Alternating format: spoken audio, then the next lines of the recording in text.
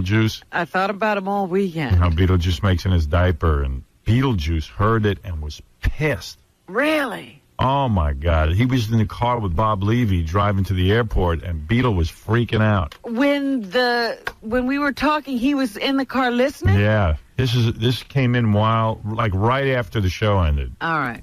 You too. You ain't got you. Hello? Howard too. I don't hear for nobody. They just want to make it better. What's wrong? What that make? I don't give a Well, what's wrong? What made you I mad? don't give a Is it Gary? I'm tired of everybody picking up. I'm tired of it. Tired of all of it. Uh-oh. What did Gary That piece of What did Gary do to you? my sister's monkey ass. His monkey ass? I got something for that ass. Watch. I got something for that ass. Do you want to sit next to Gary or Sal? I ain't saying nothing to no body. So you don't sit next to Gary? Get away from me. You want something to say about me? You ain't out. Everybody.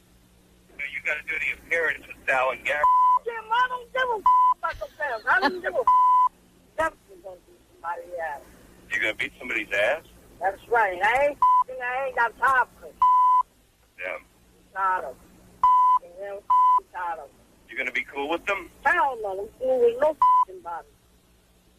Everybody else want to talk about me too?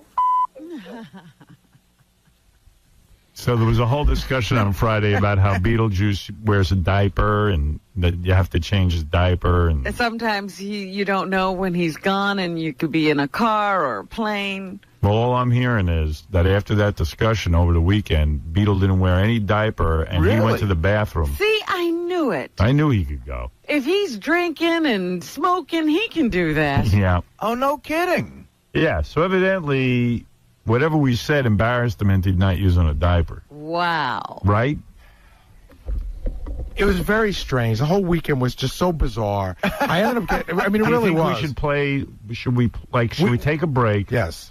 And then play what happened on Friday? Yes. Because most people probably missed it. It didn't happen until 10:30. And I will tell you that people were just going nuts. They thought it was the funniest 20 minutes they ever heard. Yeah, and then after that, we'll talk about what happened. We'll talk about what happened over the weekend. Yeah, because I'm dying to know how that all went. I've been thinking about it.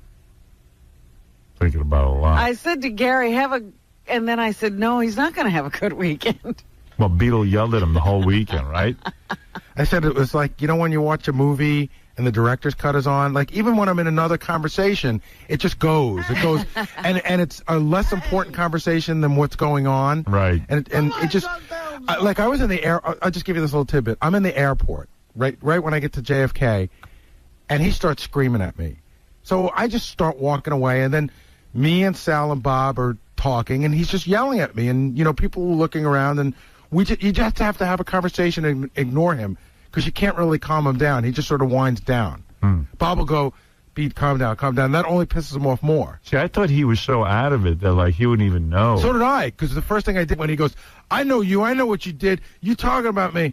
And I said, no, it was him. And I point to Sal, and he goes, no, it wasn't. It was you. I know it's you. Yeah, he knows. And I was like, well, when did he get so smart? Oh, man.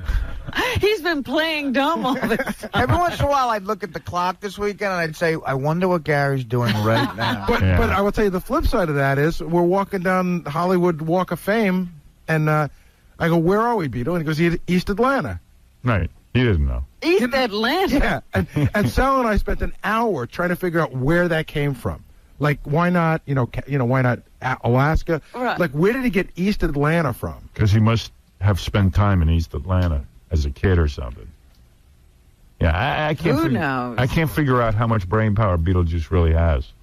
But it seems to turn on and off. Yeah. Like, he's got a capacity to, do things. All right. Well, if Sean is listening, make sure Beetlejuice isn't by the radio when we replay this. Because you don't want to get him started up again. Yeah, it's enough. He's in charge. All right, let's take a break. I'll replay the conversation from Friday.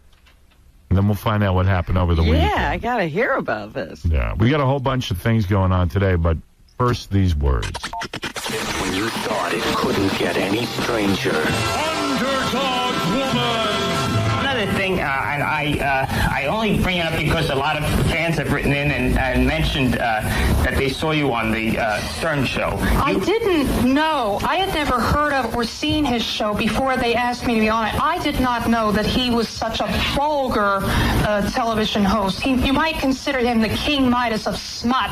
So after having been on it, I was so shocked and so maltreated. And no more News shows against my will. And when I saw that I was surrounded by impurities, I had no way of getting out of the room because I was always strategically placed that I was in the crowds and couldn't find my way out. Wow. This is The Howard Stern Show. You're listening to The Howard Stern Show. Gary was out in California this weekend making that appearance with everyone, and he said he ran into Ruben Studdard. Oh, really? Enough said. Yeah, from American Idol. The winner. The big fat black dude. And I said, how do you look? And he goes, you look pretty good. He looked good. Like, I looked at him, and I didn't see a lot of... He didn't look thinner. Who's eating the cocoa? It's Benji. Oh, Benji, come on, dude, with the smorgasbord. Here I am. If you don't hear me, if you don't hear from me, you can smell You me. smell me. You either got my cocoa or my turkey with mustard. Dude, can you slow down for a couple of minutes? Yeah. He's got two of them, no less. Oh, my God. It's like a chocolate factory. What cocoa In what? case he runs out. I mean, I never saw a guy with more food going in and out. 2 cocos, 2 Mostly in. No, but the chocolate. I mean, the chocolate smell's making me mental. That's got to be your 5th cocoa. What is it? Cocoa he drinks? Hot cocoa? Yeah. Isn't that fattening? No, it's probably no fat. Here's what Benji does. Benji will get onto something that's no fat, and then just buy 50 of them. Yeah, but there's still calories. Right. He doesn't understand. And That's if you drink 10,000 500, you're just as bad off as if you drank one with sugar. Can we do a no? I don't mind if you drink hot cocoa, but not in here. Okay. Because it's wafting, and it's like very hard for me to concentrate. I'm hungry now. He does pick food with extreme smells, Benji. Benji, can't you sit in the other room and write stuff for the show? I mean, do you really need to be in here? Yeah. No, you don't. It's just you're up to too many annoying things. It's so much smoother when you're not in the room. All right. I just think it's funny that you've had this conversation so many times, and I would think that... Well, he likes it. In some way, it gets him airtime. I would think he would didn't make a chocolate with Chocolate. coffee to get your attention. Yeah, well, it certainly smells that way. We can't ignore it. Anyway, so I'm going to try and continue, but I'm so hungry. I'm going to friggin' take that hot chocolate and throw it out a window. So, yeah. So Ruben I thought he looked good. He looked like he was sort of in shape. Wow. But not he not did thin. start some kind of a diet and health program. Looks like it's working. Said you were on the plane, too, with Carson Daly? So Carson Daly. Yeah, what's his deal? He's just, he got the sunglasses on and a hat on. He was out for some comedy thing with... Big giant sunglasses? Yeah, big sunglasses. Yeah. He was out for something with Jimmy Kimmel. I can't remember, some comedy show or something. Wow. But then I went to go to the bathroom, and I saw this really hot chick sitting in the front row. And with the dog? With her dog, yeah. And it was a weird dog, too. It was like a little hairy dog, like a chihuahua, but with a lot of hair. Yeah. And she goes, "Hey, how you doing?" So I looked behind me, because I'm sure she's talking to another guy. She goes, "You don't remember me, do you?" And I go, "No, I'm sorry." She goes, "We did Hollywood Squares together." And then I remembered it's the girl from 8 Simple Rules About Dating My Daughter, 𝗧cie_𝗿𝗄𝗿. Oh, yeah. 𝗧cie_𝗿𝗄𝗿. Is she the hot daughter? Yes, she is. I don't know her. Well, you never watched the show. No. She looks real hot. I remember Gilbert and I were like salivating over her at Hollywood Squares. We were, I remember Gilbert goes, "Oh my God, look at her." 𝗧cie_𝗿𝗄𝗿. That's like you got to be hot with a name like that. I watched the show when Spade took over a couple times, and I think she's smoking. She that is. chick. Yeah. And then so when I got home, the first thing I did was I went to IMDb to see how old she was, because in my mind I thought, oh, she sort of likes me, and I found out she'll be 20 in November. Oh, really? Yeah. Well, she was with her mom. She was the teenage daughter. I'd do her. She looks older on the show. Yeah, she looks older. If she looked young, I would enjoy her. I think she likes you. Yeah? She always seems to be, seem to be positive about you. I'll give her the hot beef. In fact, I think she even mentioned to me, I sort of heard her say something like, "Oh, maybe I'll call in, maybe I can call in this week or something." Well, I wonder what she would feel like. Oh, my. She's 19. Oh, stop. Not on. What a terrible thing to say. Well, it's true, though. She's adorable, man. Yeah. 𝗦𝗵cie𝘄𝗿𝗱? 𝗦𝗵cie𝘄𝗿𝗱. Yeah. I'm cuckoo for Cuoco. Yeah. Gary, talk about Beetlejuice. Can I give you a 10-second setup, Howard? And then on Monday I'll tell you what happened. Right. The thing that I'm upset about is that I'm in a car with Beetlejuice for like over 300 miles this weekend. There's a whole bunch of places we have to go, and I found out that Beetlejuice wears a diaper, and he goes in his pants, and he doesn't tell you when he went. So I said, I don't know if I really want to spend 2 hours in a car with the guy that goes in his pants. Right. So I'm trying to get out of that. But Sal brings a diaper bag, right? Sal's in charge of Beetlejuice. It doesn't make anything extra for it. So like, Sal has to go, Beetle, did you go? And then Beetle denies it. And then Sal has to look in his pants to see if he went. And then change his diaper. Does Beetle let you open his pants? No, you could smell it. But how do you change them? I put him in the hotel room, I turn on the tub, and I shut the door. And I leave it be. And He'll take care of the cleanup. You trust him to turn off the tub? he does turn off the tub. He cleans out the tub, but everything goes in the tub. Oh, and then what do you do with it? I don't do anything. I don't share the room. I put him in the tub and I walk away. All I know housekeeping has a turd in the. I think it dissolves in. He must turn on the hot water or something. Makes you feel good about checking into hotels. This is what I heard. The last time they were out, Beetlejuice didn't have the diaper on. Somebody forgot to put the diaper on. An accident occurred, and they had to send, like, somebody's girlfriend had to go to Kmart to the kids section to buy all new clothes. Yeah. Like there was no extra clothes. They pay, Howard. Does he ever get embarrassed when he does that? No, he's clueless. And you know, here's the funny thing: he was in the car with Bob Levy last week, and he did it in the car. And Bob rolled down the window and started gagging. See, this is what I'm not looking for. Beetlejuice says to Bob, "What's your problem?" He goes, "What's your problem, pal?" But see, I'll tell you right now. And Bob's that's no way to drive. See, I swear to God, Howard, I'll get out in the middle. We're going to Palm Springs. I will get out in the middle of the desert and call a car. I swear to I will not. I'd say call the car before you You're have probably to do right. that. Sal, you can't change him in the car? Oh, no. That's disgusting. I mean, between Gary's breath and Beetle's ass, I don't know I'm the one who's suffering. Jerk. So that's Did Beetlejuice always wear a diaper? Apparently. Evidently, we didn't know. Oh. How did you get in charge of his diapers? I have to, we do shows together, so... But Sean doesn't go and do all that? No. And I feel, you got to take care of him. Howard, it's Beetlejuice. You know what Beetlejuice's day was like today? Apparently, they leave him on a corner in New Brunswick with a bag where Bob Levy picks him up. I said, anybody could go by and say, oh, Bob Levy, get in the car. Yeah. Bob Levy picks him up, and then him and Sal are with him on the plane. You know what I mean? I mean, it's not They like... leave him on a corner? Yeah. He's going with you guys? Yeah. Yeah, he is. So they're all going to be on the plane together. Let me ask you something. You don't think you can train Beetlejuice to go on a toilet? I don't know, Does he man. pee in the diaper, too? Everything, the works. Wow. Dude, it's like being next to a walking porta potty. Wow. Like an outhouse. And must reek. I mean, that's an adult. I said, even my child has, like at 3 or 2, my child has the ability to tell me that See, he I went. just think he's being lazy. I think maybe he was never taught. Yeah, he could be taught. You guys could teach him how to go. Well, it's a little late, don't you think? I don't think so, Howard. I really don't. He could be shamed into He it. doesn't even know he's black. He thinks he's Italian. I mean, he doesn't. I'm telling you. He's black? You always see color, don't you, Sal? He thinks that Sal the stockbroker and the guy that babysits him, Sal, are 2 different people. Yeah. Totally. Oh, really? Like, he thinks the guy that's in here is Sal the stockbroker. That guy he knows. And then there's a guy, Sal, that babysits him, but he doesn't know they're the same guy. Yeah.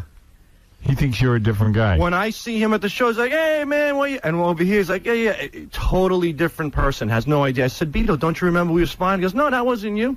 Wow. Yeah, he totally... Because he doesn't like the babysitter. Yeah, I don't know what it is, man.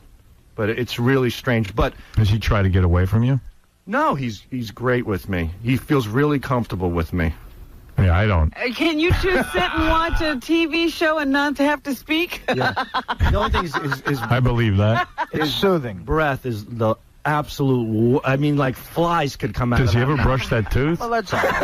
No, nothing. But do you see what's going on here? I mean, the whole thing And Why are you going? It's me, Sal. Well, why are you doing it? Why don't you be a gentleman and rent a car and go? Well, that's probably what I'm going to do. I wouldn't go in But that I didn't car. realize any of this till the day before yesterday. Yeah. I thought I was on a different flight. I thought that You're on a flight with Beetlejuice and Sal? Yeah, Oh, yeah. my. And then I found out, but here's how, Howard, I found out this is the worst part of it. We're doing this thing in Palm Springs on. What if Beat goes in his pants on the plane? That's what I'm saying. I'm not involved in That's that. what I'm saying. Howard, we're doing a thing in Palm Springs on Saturday night, right?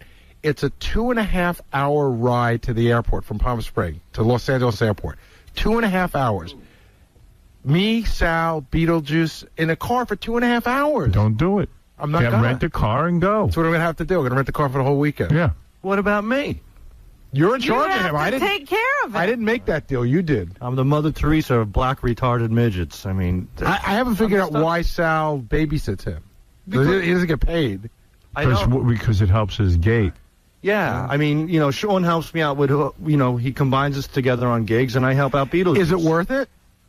It's not that bad. I mean, if he stinks, you throw. So far, I haven't been in a position where he did a duty in a limo or on a plane. But it could happen. Yeah, But he does it in the car. Yeah, You got a long trip out to L.A. that's what I'm worried about. How man. long is that plane trip? Usually 6 hours. 6 hours. You're going to have to change his diaper. I don't think I could, dude. It's going to be bad. Oh, my goodness. Then have the stewardess do it. Yeah, can you see? They'll have to lay him in the middle of the aisle. Yeah, you should dress him up like a baby. Stick him on a changing table. Are you first-class tickets? Are they first-class tickets? No. I'd rather sit next to a guy with a turban and big shoes than Beetlejuice on the plane. A Man. guy, I'd rather sit next to a guy with a box cutter. Right.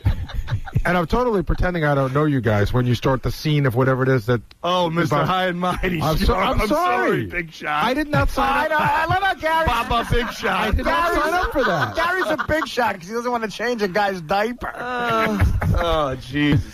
Hey, yeah, Gary. Stop being full of yourself. Howard. When did you time get out so high and mighty? from Yeah, Mr. Big Shot. from L.A. tomorrow morning, right, to the appear. We're doing a sit and sleep in Norco. That's 70 miles. From there, it's another 80 miles to the casino, and then like 200 miles back. So And poor Beetlejuice has got to go through all this? he doesn't know where he's going. He's not signing to him. embarrassed. No, but he can't hold out that long. That's what I'm saying. Well, he's not going to. He's going to go in his diaper. Right now, he's on a corner in New Brunswick going in his diaper. Where do you get the diapers from, Sean? Yeah. Yeah, and if Sean They hasn't pack packed, well, if Sean hasn't packed enough, that's a whole other thing. You know what, Bob? I was going to call you Bob Mabley. Bob over there. So Bob tells me to call Sean, and he goes, make sure he packs extra time. I'm serious. I had to get Sean. Am I nuts to It say? was so embarrassing. I called up Sean. He goes, hey, Sal, what's going on? I go, do me a favor. Gary wants you to pack extra diaper. Is that wrong? It was so. There was like a pause. He's like, what? I go, Of course, you know what the funny part is? Sean can say whatever he wants. He's not going. I know.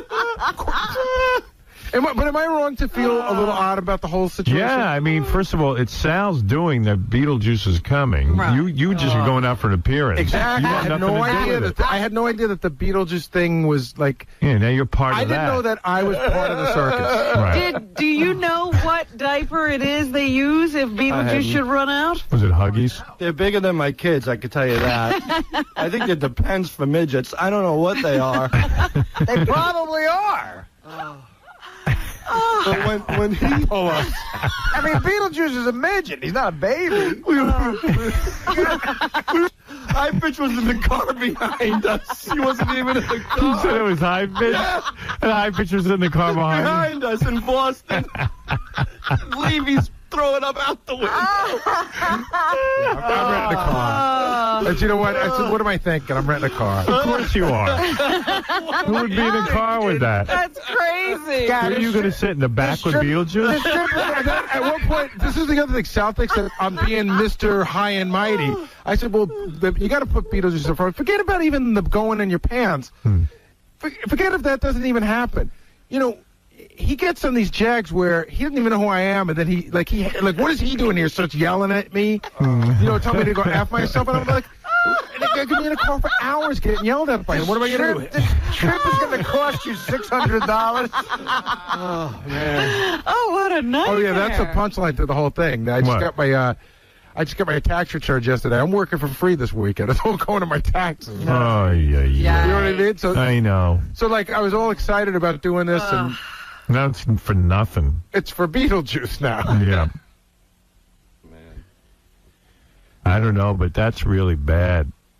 I mean, I didn't realize he was diaper trained. I got to tell you, I didn't know any of this till about a week ago. how many diapers does he go through a day? Do you know? I have no clue. I mean, you don't check him. I mean, because he could be wet. He might not have. No, I would Why never don't you guys touch him. just sit him on a toilet every 2 hours like a dog? He must be full of, seriously, he You know must what I mean? Like you take your dog for a walk. Yeah. Or give him a litter box. Oh, God. Seriously. He must be full of rashes. Because if you go in your diaper and you And don't you change sit it, there, you sit yeah. there, you And get it's an adult. these gross rashes and stuff. Yeah, can you imagine? Do you have to put the Desitin ointment on? I mean, again, I don't want to get too graphic, but how does he, like, you say you just stick him in a bathroom? Yeah. And he can clean himself and get new But clothes what do you on. think he does? I'm sure it's not a great job. What happens to the diaper? That's what I think happens. I think that he was in a situation where he took the bath and forgot to put the diaper on.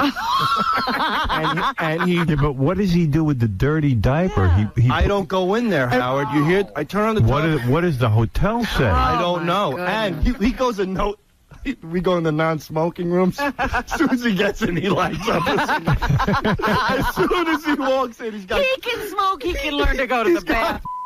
his pants and he's Well, I do that. I go into a non-smoking room. You know what? There should be a law. Smoke. If you can't go into a toilet, You can't you can't smoke. But Howard, he can get a cigarette out of a pack and work a lighter or matches. Certainly he can figure out how to go to the Of bathroom. course he could. He's addicted to nicotine. He's lazy. Yeah, they just don't make him go to the You bathroom. know what? Tell him he'll get a cigarette after he sits on a toilet and goes to the bathroom. Yeah, no more diapers for him.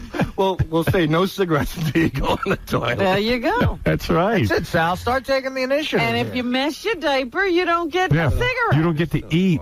I tell you, I cut off your oxygen if you're making your pants again. How's that? And how about asking for another $50 for doing it? Daddy understands. Oh, man. It's bad. Man, that's all this weekend. Were you guys appearing? I might go. Tonight we're in L.A. Tomorrow afternoon we're at the Sit and Sleep in Norco. And then we're at the Morongo The Casino? Morongo Casino tomorrow. Because when he does those appearances, a lot of times he's in costume. He ain't wearing a diaper.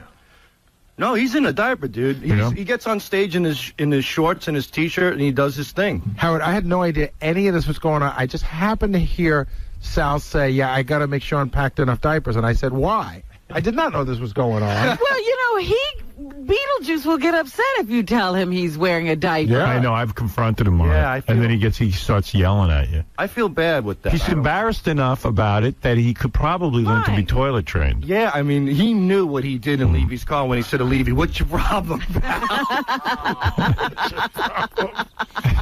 My favorite is after our trip to Vegas last year, Levy called my answering machine with Beetlejuice, and Beetlejuice got on and said, "Hey, Artie, you're a mess."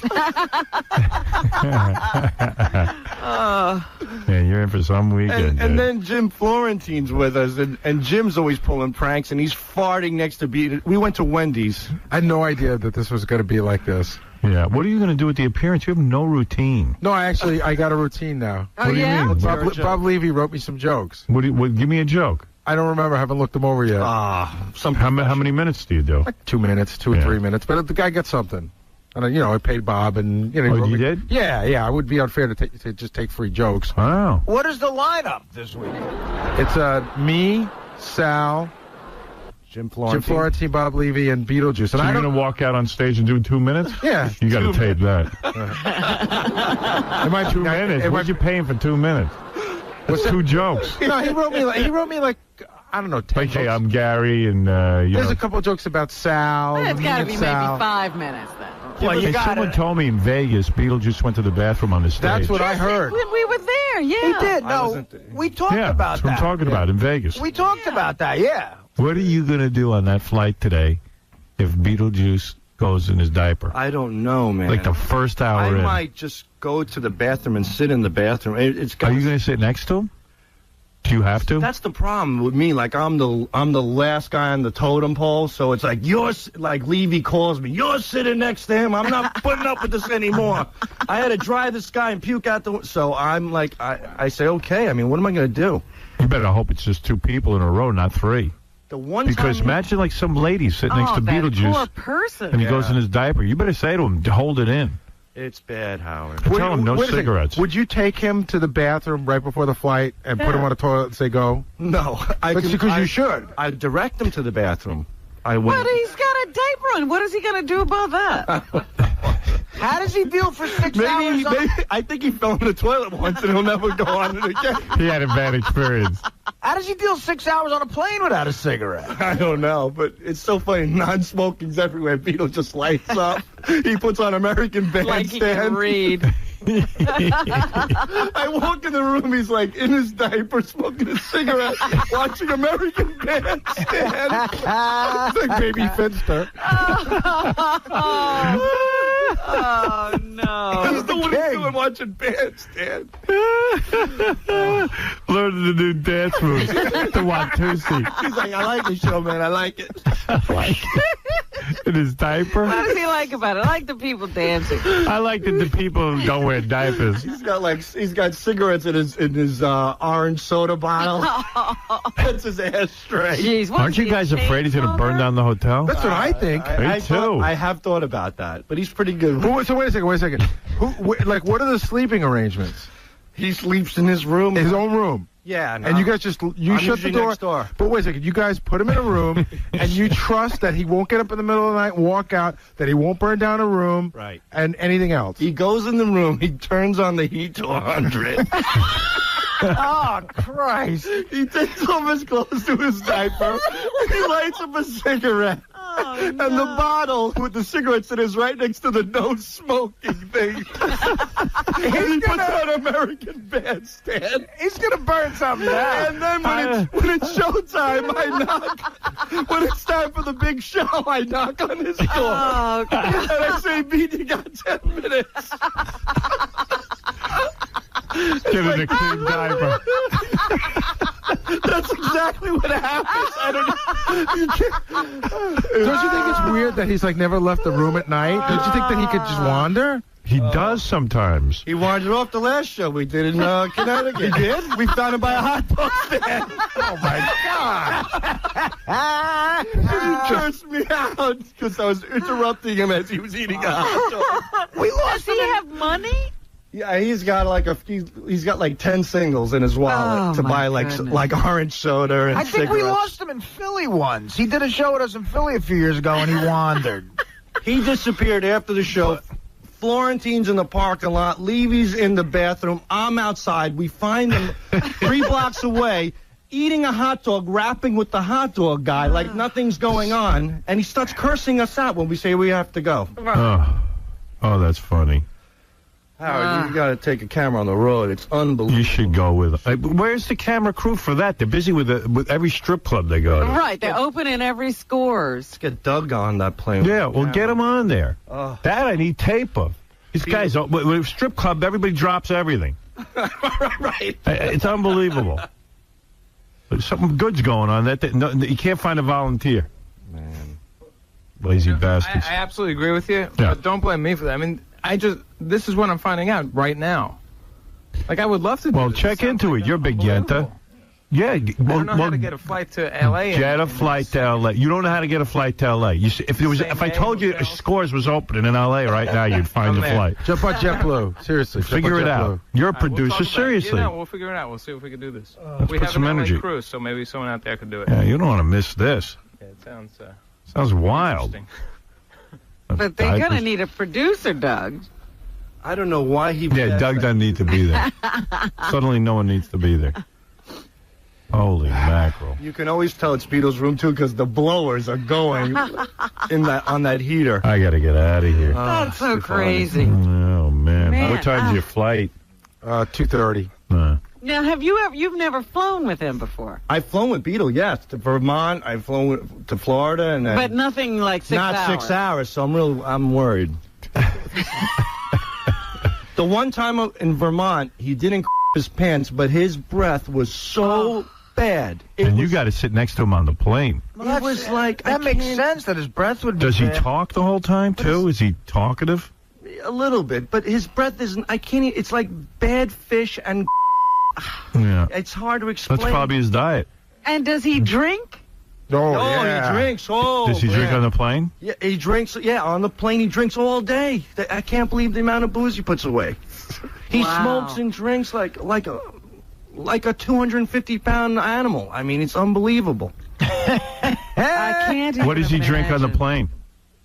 Probably beers, right? No, he doesn't drink beer. He drinks alcohol, but I think it's vodka. So, I mean, he's got to be like a racehorse in that diaper. Yeah, he's just taking it in and letting it out. Doesn't even have to move. Yeah. You know, Howard, now that Sounds I like a think about great it, time. he never gets up to go to the bathroom, ever. Right. He doesn't have to. He just goes. It's Can like you imagine what's doing in that diaper? Then you get off the plane and you got to take a car ride to the hotel. Oh, that's Exactly. what I'm saying. They need to stop and change that diaper. You got to find a way to get that diaper off. Here's the deal. We land at 5:30, right? So now by the time we get in the car, it's 5:45. It's Friday night traffic in L.A. Minimum hour to the hotel. And now Beetle's ripe. Right, I mean, someone's got. I mean, seriously. I mean, he's going to get diaper rash or I'm worse. telling you, if he's sitting there in a wet diaper all that time, something's got to be going Yeah, on. we got to get a camera in his diaper. Diaper cast. So we can see what's going on in there. Holy mackerel. He's got to pee at least 4 or 5 times during that flight if he's drinking like that. minimum. And then he's maybe moving his bowels at some point. Well, he gets so relaxed, you know, you just go. We got to go. But We got to get tickets. Me and you are getting on that You plane. have no idea. I was almost a part of it. How did you get out of this? You He found escaped. Beetle was going on. He backed out. Did you? I'll go by myself. Book me on Gary, my you're own. really bumming out. I am. I just didn't know. I mean, it started I feel out, for Gary. It started out with Artie's doing a comedy show at 8, but can you go? And I said, yeah. Then it started out, well, Artie's not available, but can you go? And I'm like, yeah. Then it started out, you know, we'll get an appearance during the day. It's right near the casino, but it turns out it's like 80 miles from the casino. Right. Then it's like, well, hey, Friday night we can get you another gig, but I didn't realize we were in L.A. I didn't realize how far it was to Palm Springs. But I don't even mind the travel, just when you throw the Beetlejuice thing in, it's weird. Yeah. It's bad. Oh, that's going to be something. Can't wait till Monday. See, but now. you guys are all pretending like he's not going to the bathroom on the plane. He's going. He's going. And Yeah, you he's got to come going. up with a plan. I mean, it's going to be. See, here's the thing that I haven't understood. All week I've been sort of, you know, uptight about this, and Sal likes laughing and laughing, and Because he's just, you know what he's doing? He's just putting Beetle on a plane, and he's going to wait till they get to the hotel and throw him in the room and say, go change your diaper. Yeah. Okay, so now you got me. So he's only going to pack 2 diapers. So they got me, Sal, Beetlejuice, Bob, and Jim Florentine in a limo. I mean, 4 more irresponsible people you couldn't find. Because really, during the flight, they should take him in and let him change his diaper. Because it's got to be I'm not sure Jim Florentine doesn't wear a diaper. Yeah. Oh, Jim. Oh, and Jim has no sympathy. He'll just fart. Right. Like he'll add to the stench and laugh. He'll just fart. I mean, Jim will go up to No, but there's not one responsible guy there who's going to go, you know what? Beetle's probably uncomfortable. We got to And you look into wonder this. why Beetle gets lost. But Jim's in the airport. He'll go up to the sweetest old lady, go, where's Terminal B12? And as she's replying, you hear, Well, I don't know. Man. It isn't funny when Jim does. No, it's it's Beetlejuice. Beetlejuice is funny. All right. Well, so I'll see you on Monday, and I'll tell you all about it. Yeah, I can't wait. So does this mean Gary gets to sit next to Beetle if we're taping this? No. Yes. All right. No. Yeah. I got to tell you right now, call me a jerk. I negotiated a better deal. I'm flying in business class. I got Ambien, and I'm passing out. But I know that I'm gonna wake up in the middle of the flight. I know there's gonna be a commotion. Right. Do you know what I mean? I just know that there's gonna be a commotion, and it's gonna be these times guys. that Beetle has not made it. Yeah. He's been thrown off planes. Maybe I'll get him drunk before the flight. Gary, you should be a good sport, man. Just sit next to Beetle. Be funny. But no. What's a good sport? I didn't sign up to be his handler. Whatever you want to call Somebody's it. got to handle you. Bring in the organ grinder. I love Beetlejuice. I think he's a funny guy.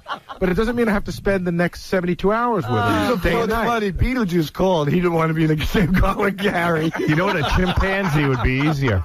Because, you know, a chimpanzee, you could just change the diaper. You know what? But I'll tell you something. My cousin had a monkey, and the monkey used to wear a diaper. But the monkey also can't tell you when Right, the but you diaper's could full. at least, but you could change the monkey. You change the monkey's diaper every 4 or 5 hours. Beetlejuice gets belligerent if you try to change his diaper. Right. Oh, man. Because all you want to do is just have him just pull it off, throw it in the garbage somewhere, and put on a new diaper. I just don't want to be on that plane under any circumstances. So could you all please alert me whenever and wherever you're going? You got it. Yeah, please. An Amber Alert. Yeah, we do not want to be alert. with you. Oh, man. What are you getting paid, dude? Not much, but it helps. I need it. Yeah. It helps. It definitely helps right now. So I got to do what I got to do. All right. You know, and he's happy. He's happy with us. I'm happy without any money. He knows he's the best. This is Beetle is as bad as can. He knows he's the best. Wow. He's big and It was just as funny listening to it back. Oh, yeah. he knows he's better. He knows he's dead. I can't wait to hear what happened once they hit L.A. Or just getting on the plane. Yeah. Yeah, once they hit the airport. I got to take a break for... Hey, what's with bleeping the word crap and pee? What's going on? There were bleeps in there I couldn't understand. I said bathroom once. Room got bleeped. Yeah, bathroom. I can't wait to get out of here and just go back to doing what we do. Believe it or not, every word they bleep is funny.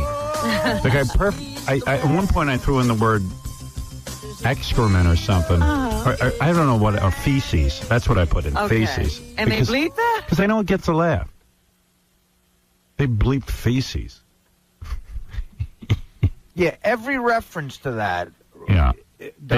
Regardless of whether or not it's offensive. Hey, Pete, what's up? Hey, how's it going? Hi. Yeah, I saw Beetlejuice in the Hamptons a couple of years ago, and he was talking. Dude. My friend. All right, I had to bleep him off. F word doesn't fly here. If excrement doesn't fly here, you know. Bathroom doesn't get through. The F word definitely doesn't get through.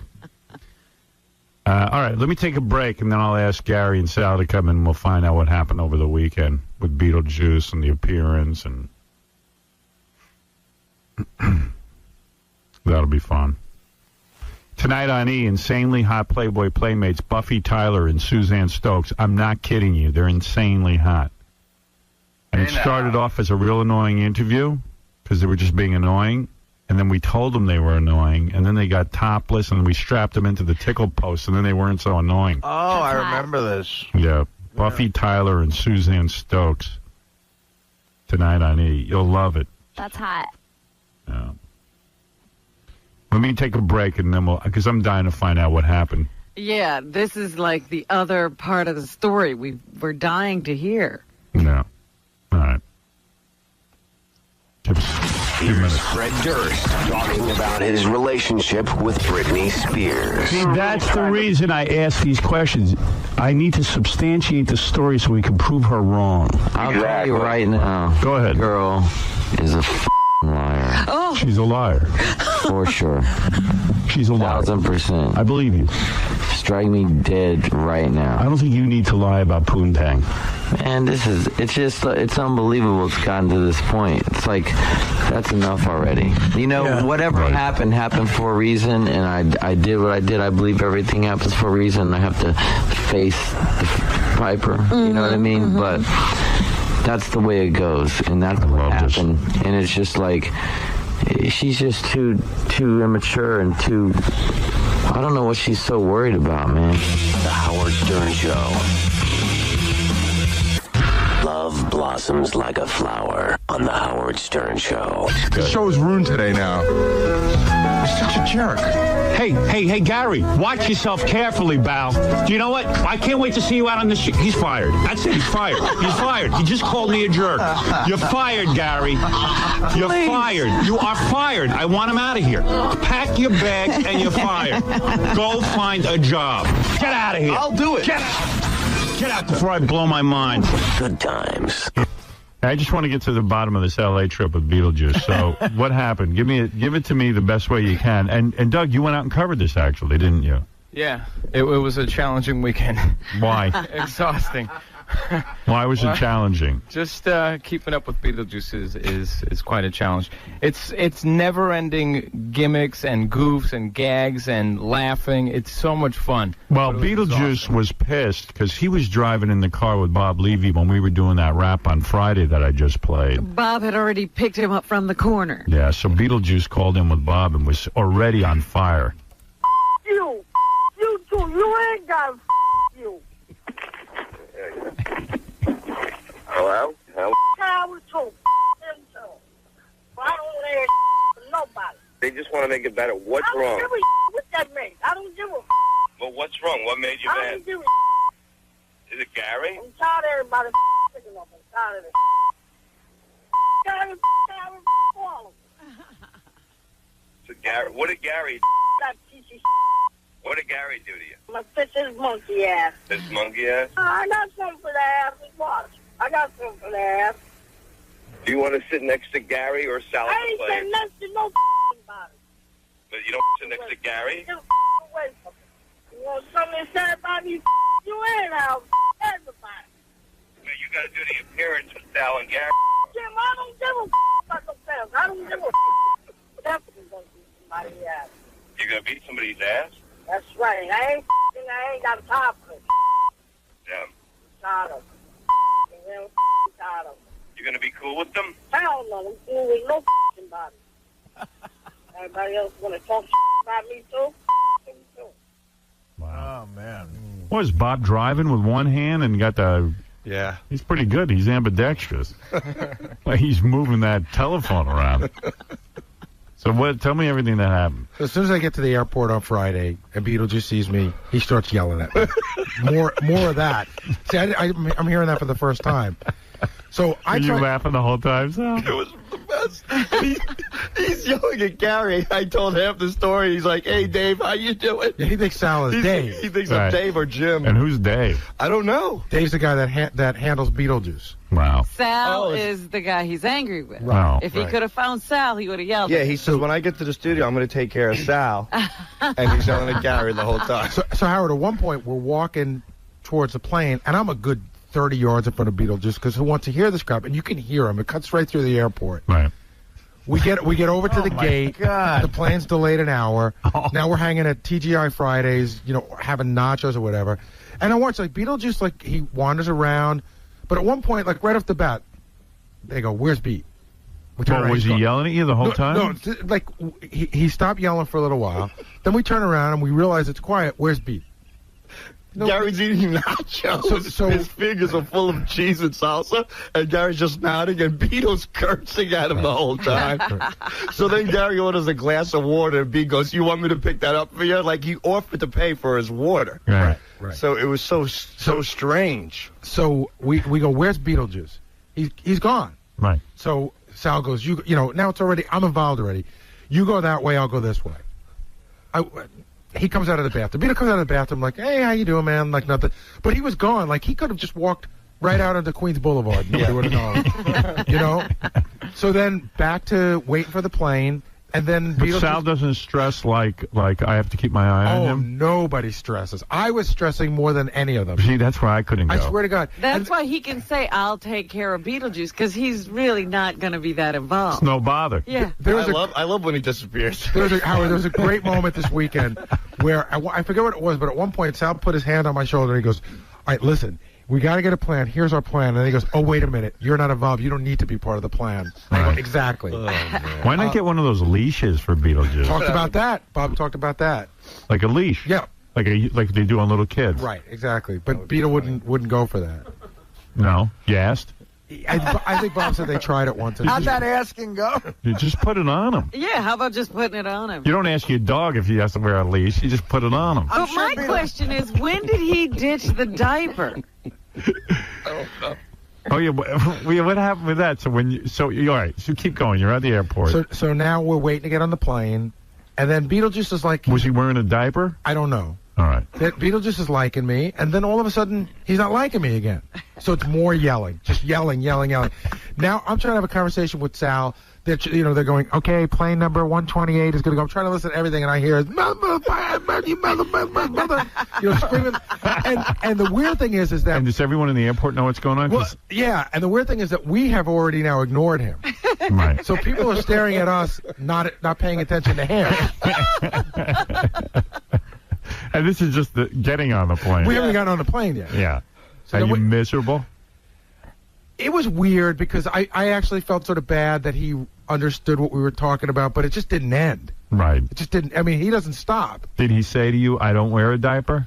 I don't wear a diaper. Who the hell are you to talk about me? You guys are crazy. You're lucky I don't kick your ass.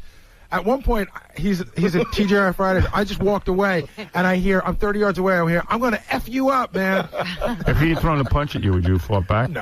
What would you do? I would hold the hand and just stop him. You figure you could catch the punch and just take it. Step on him. By the way, I have never seen a human eat as much as Beetlejuice eats. Yeah. It is a non-stop eating frenzy. I know. I noticed that about him too. He likes to eat a lot. He buys food non-stop. He eats and eats, and when he's done eating, he eats more. And what does he eat? Like bad food? Anything. Yeah. Mostly bad food. He bought like one of those gross hot dogs at a stand in the airport. Doritos. That's pretty thin for a guy. Yeah, he doesn't gain weight. I mean, Harry, he just eats. We stopped at like an In-N-Out burger in L.A. He had a whole bunch of food, but every time I turned around, he was eating. Is he farting up a storm? Well, all I could think of, what goes in must come out. Yeah. So then we got on the plane, and I went to the front, and I fell asleep, and I didn't hear a thing during the Did you flight. sit next to him on the plane, Sal? I sat next to a lady who he was supposed to sit next to. I couldn't let. She was such a sweet lady, and she saw a beetle, and her eyes almost popped out of her head, and she sunk into her chair. And she looked at me like I had to throw her a raft or something, a life preserver. Like, save please, me. yeah. And I saw the look of fear in her face. I go, Beetle, you sit there. So I sat him next to some guy, and this poor guy was reading a book. And he was just reading a book, looking down. He never looked up. He refused to look at Beetlejuice. And as soon as Beetlejuice sat down, he started rapping with this guy. He's like, hey, man, how you been? What's going on? Blah, blah, blah. Couldn't understand one word. The guy took the book and put it over his face. And he held it there for the whole flight. But, now Beetle ate a whole bunch of food and had drinks and stuff before you got on the plane. Yeah. Did he get up and go to the bathroom a lot? Yeah, well, I said, Beat, let's go to the bathroom. He's like, all right, Jim, let's go. So we go to the bathroom. Right. Jim, Dave, Yeah. what is your name? I don't know. So we get into the bathroom, and there's a few, and Beetle's like, hey, go in that one, Jim. Go in that stall. I go, no, Beetle, you go in that stall. This is about Beetle. He's like, no. And he goes, I'm okay. I go, no, go ahead. So I have to, kind of coach him and make him feel Wait, this is on the comfortable. plane, sir? No, this is in the, no. Oh, in an airport? Yeah. Oh, what about on the plane, though? No, on the plane, no. Did he get up and go at all? Nope. And he didn't have a problem. And he didn't have a diaper? No. I don't know if he did. I think, no, he had a diaper on the plane. Because then when we got to the hotel. He had to. He did. So after that, so Howard, a diaper. The L.A. station got me a car, right, for the weekend, but not one from the airport. And Beetle must have been smelling on the plane. How do you let a guy sit next to him, man? That's not fair. What you should have traded seats. But it was the lady. I had to sit next to the lady. Why? You should have let the guy and the lady sit next to each other, and you and Beetlejuice sit together. You're a stockbroker. You can't do that math. Yeah, I can't. It never occurred to him. Right. But you know what's he funny? just Like doesn't Gary is like, he's taking all this crap, and as soon as we get on the plane, he puts his hand on my shoulder, goes, "Hey Sal, you're going that way, and I'm going that way." He's got this big smile on his face. Imagine I broke Sal's balls for a moment. That's all he does. We'll get to that in a minute.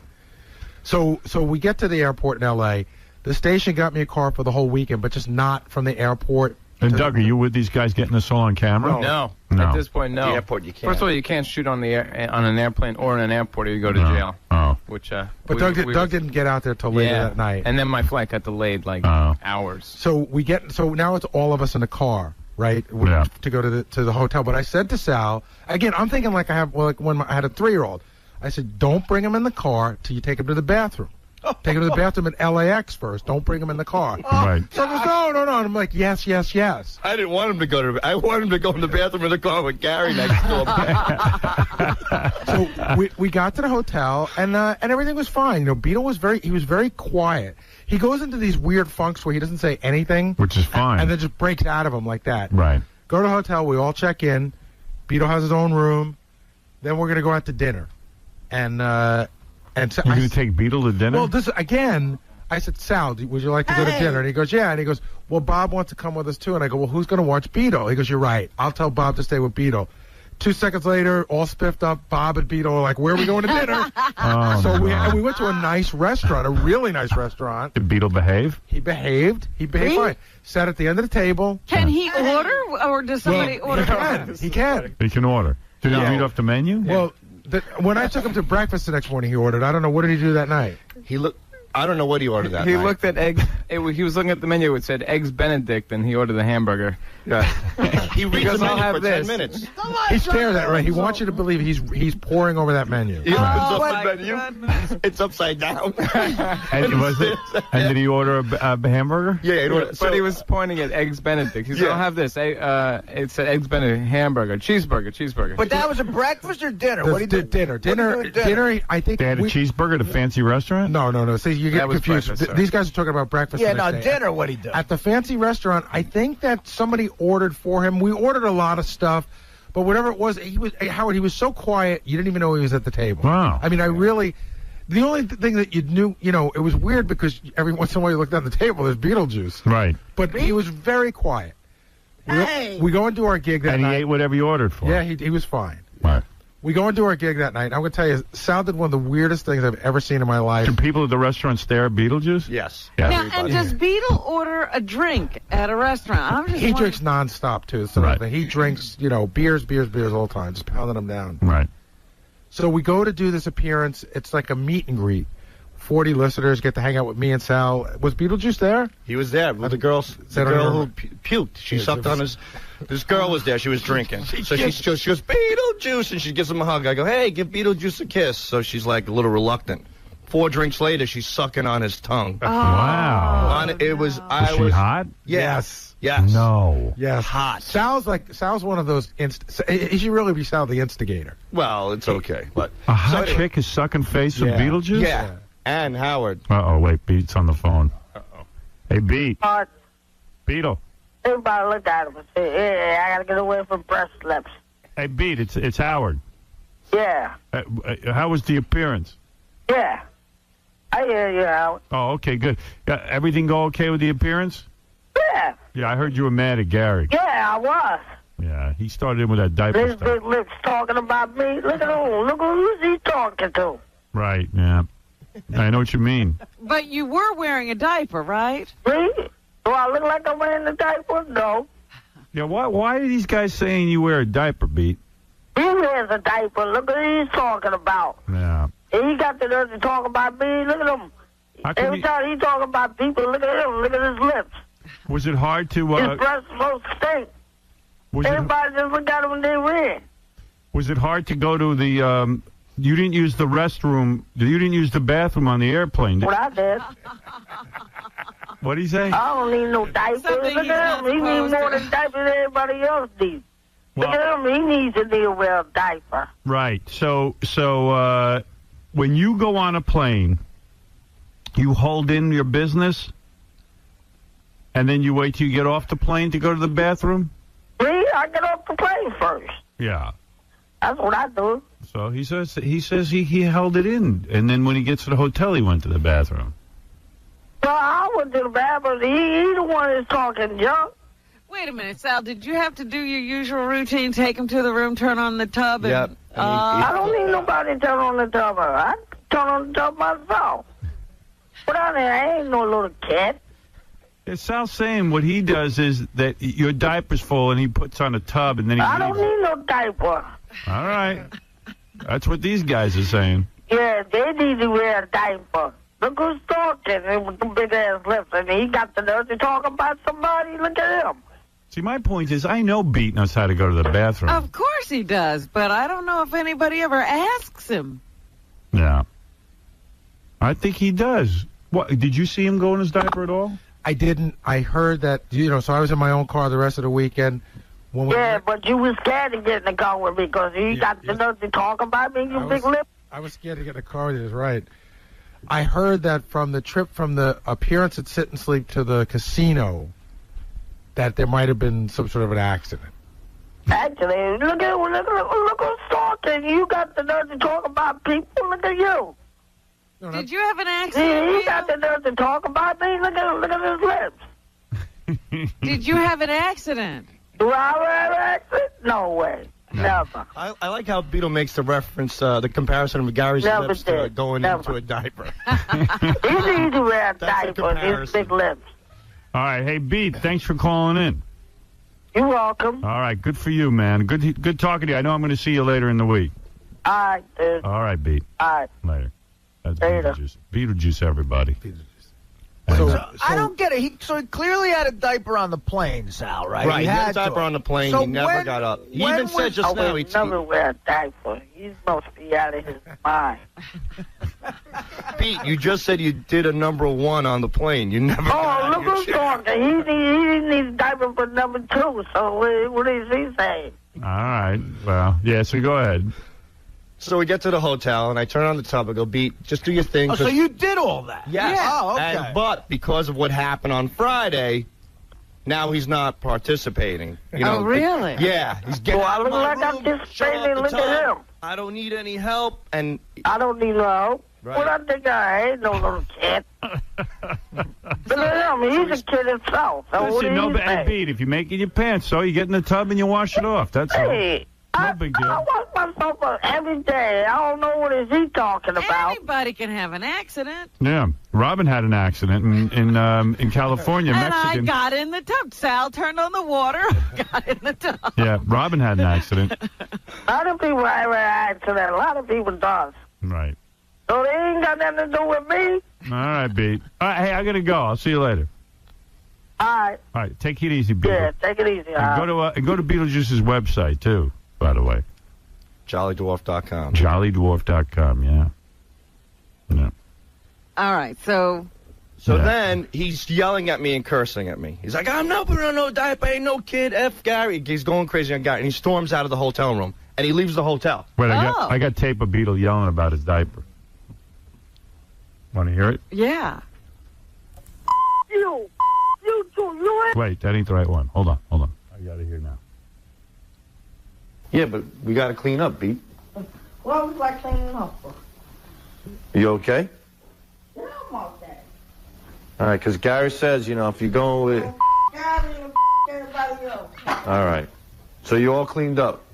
I'm cleaned up. This is when you're taking him to dinner? No, this is in the hotel room. I'm getting it because Gary doesn't want to go out with him unless he's cleaned up. I mean, the guy hasn't gone to the bathroom all day. So all right. We're in the hotel room, and I'm trying to get the tub going. I'm trying to get him going.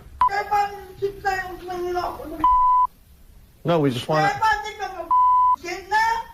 I ain't no kid. No, it ain't. Just like everybody else. I ain't no kid.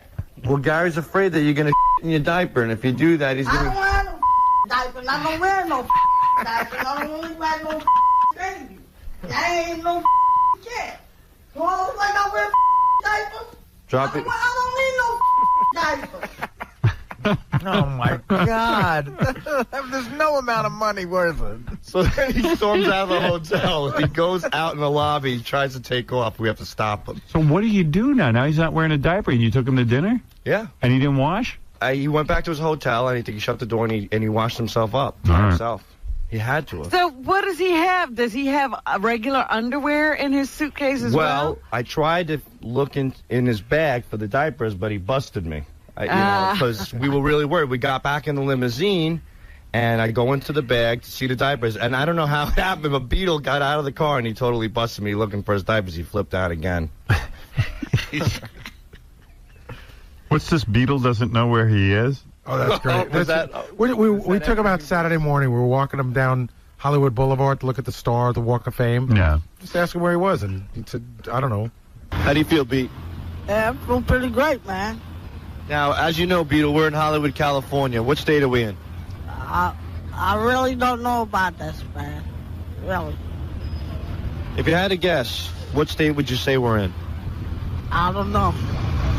Really, I don't know nothing about this, man. Let me give you a multiple choice. New Jersey, California, or Florida? It could be Florida. All right, so he doesn't know where he is. No, never. So I took him to breakfast, and Howard, he ordered. Like, he sat down. I mean, he looks at the menu. He can't read it, but he knew he wanted a hamburger. And he didn't cause any commotion. Like, people weren't even looking at him that weird. Wow. He ordered. Then we left, and we went to the first appearance. So now, me and Sal and Beetlejuice are sitting at this table in a mattress store. Right. And Sal starts in on me immediately. I'm signing pictures, and Sal's drawing pictures of me. Right?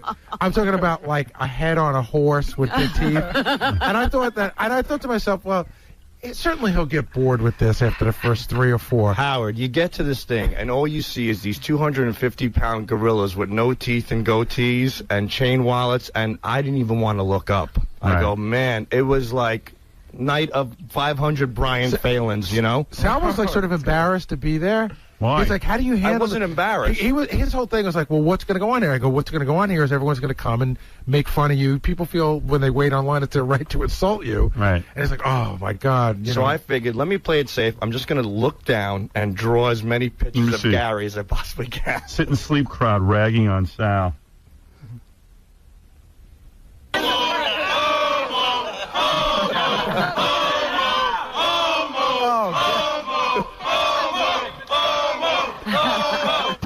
Howard, this is 2 feet away from him. Nice.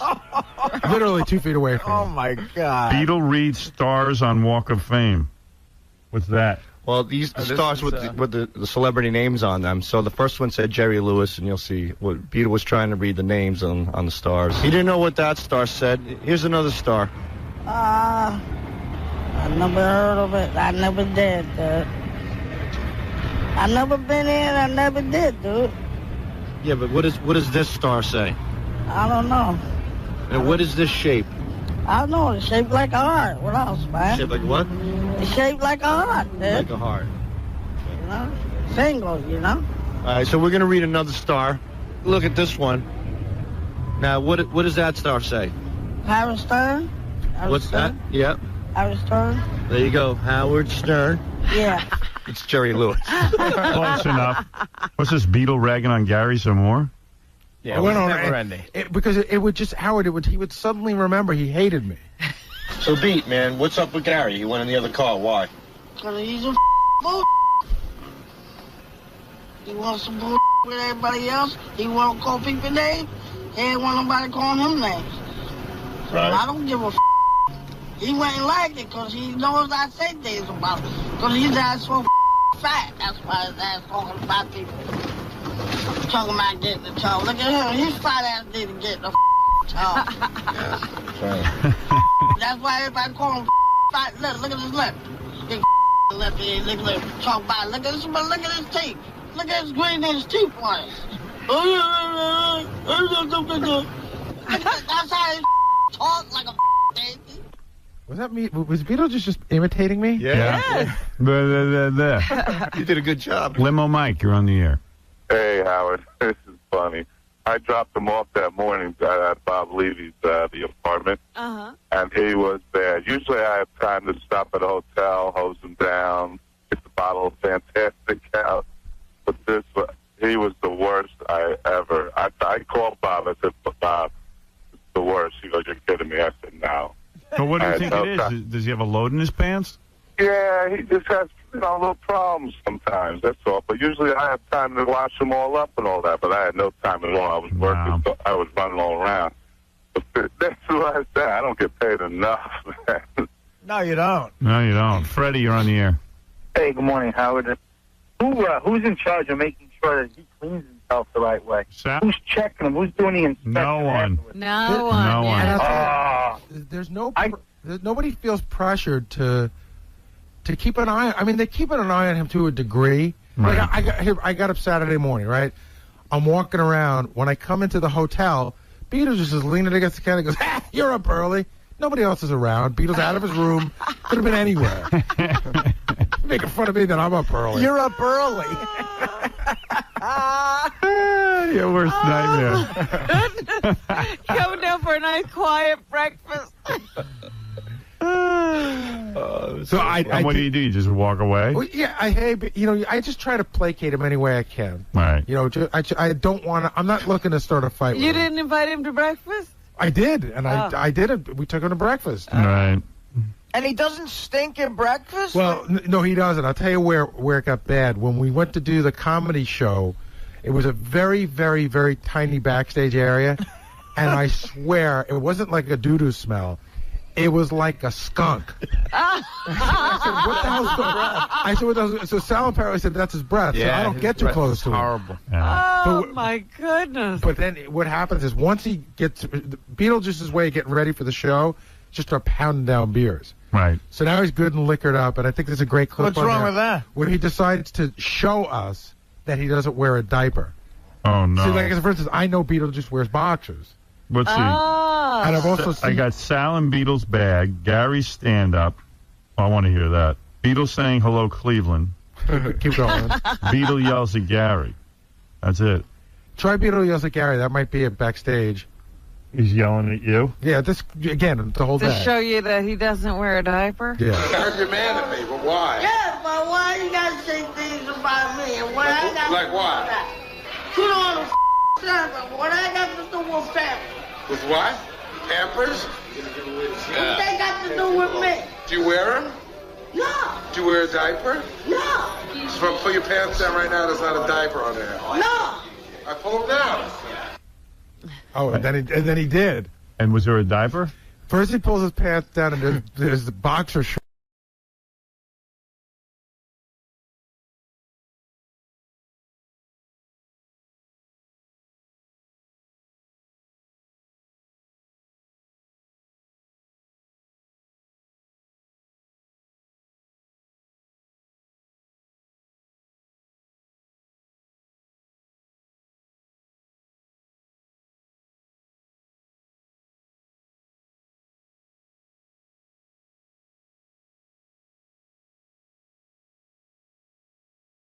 You can barely get in for $83,000. What's your mortgage?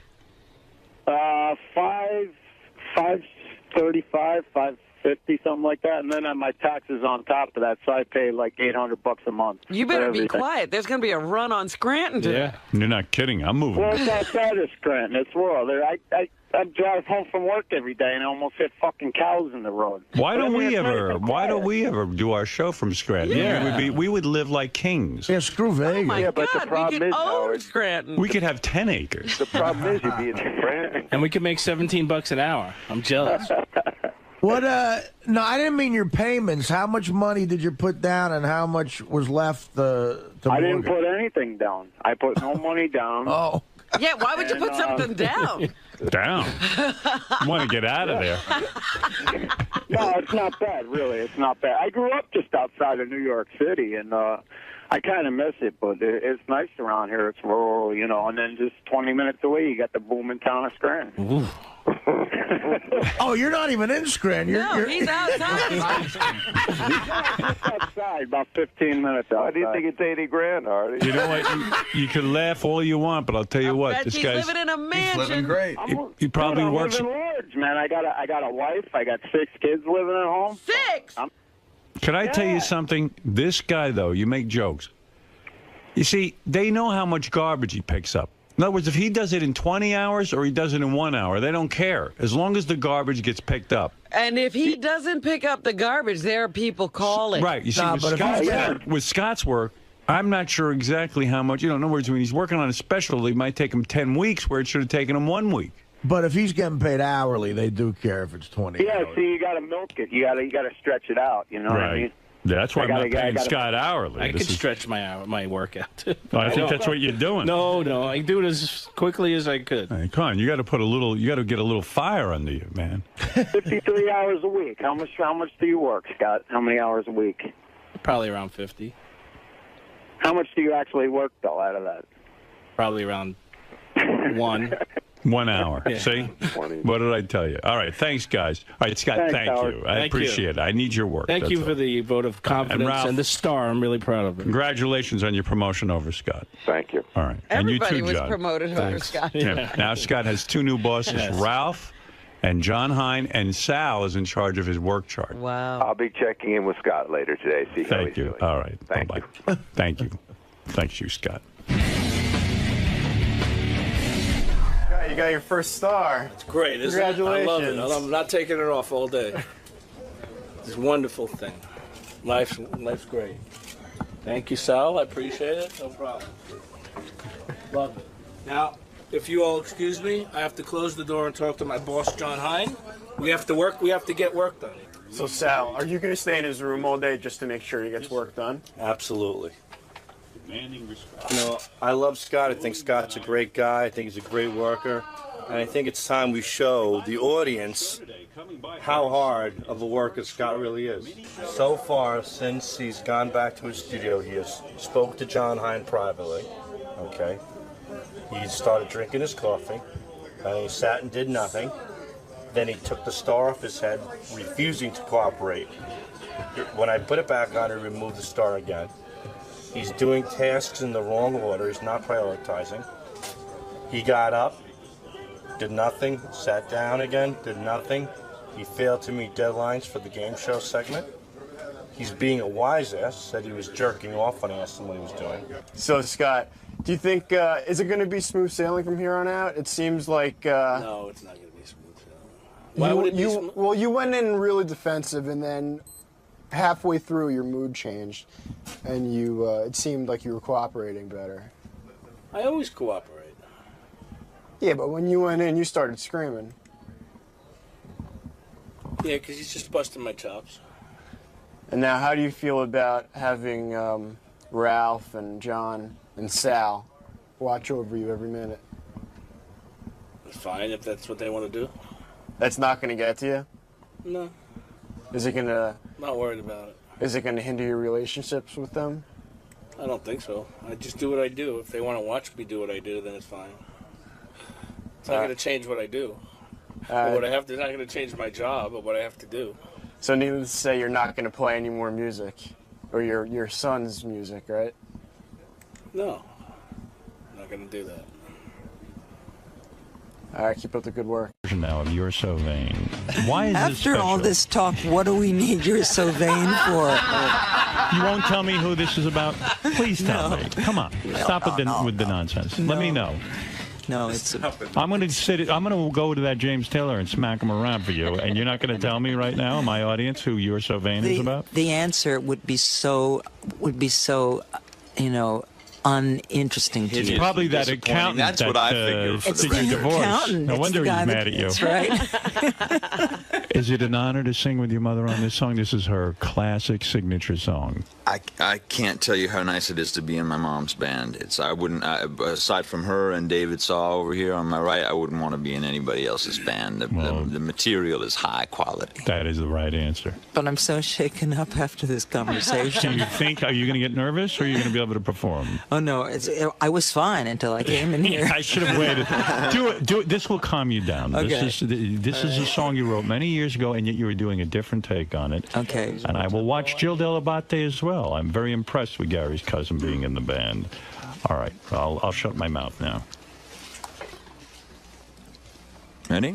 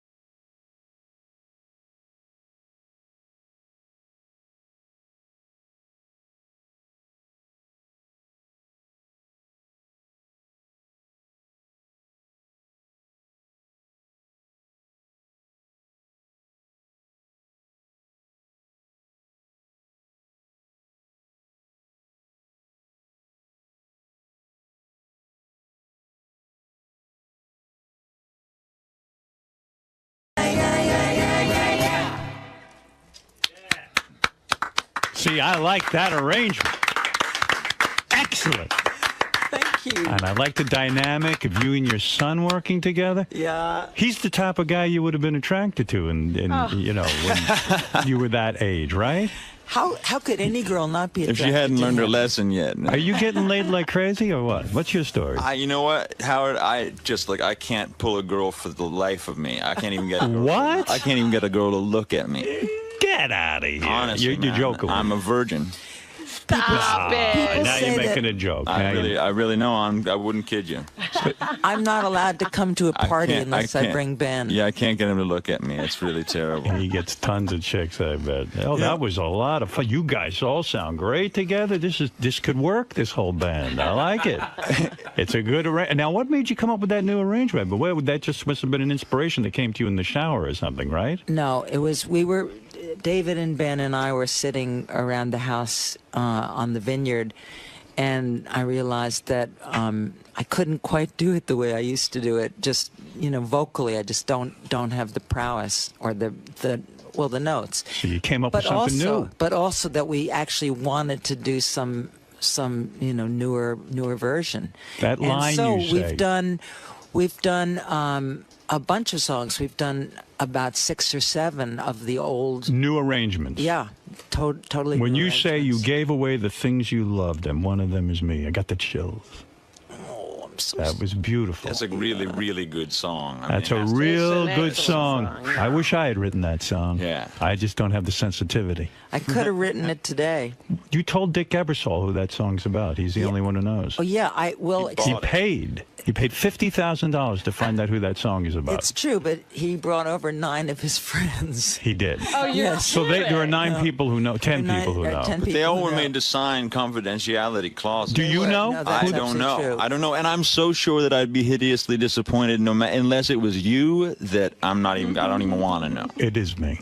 I'm your father. I mean, why? I didn't want to tell you that. Why the hell not? Did you know that? Do you ever say to your mother, "I'll step in for you with Dad if you do tell me this"? I mean, it's a way to bribe her to tell you who. No, that's I mean, about. she knows that I will do anything that she asks me to do, and so does he. I'll do anything either of them ask me to do. It's just a matter of her not wanting to put me on the spot. I think. Isn't it elitist, though, for somebody to get the information out of you as to what that song is about and who it is about, making someone pay $50,000? What about your real fans who can't afford the $50,000? The $50,000 was not for me. This But you was agreed to it. A charity, silly. I don't care. It's elitist.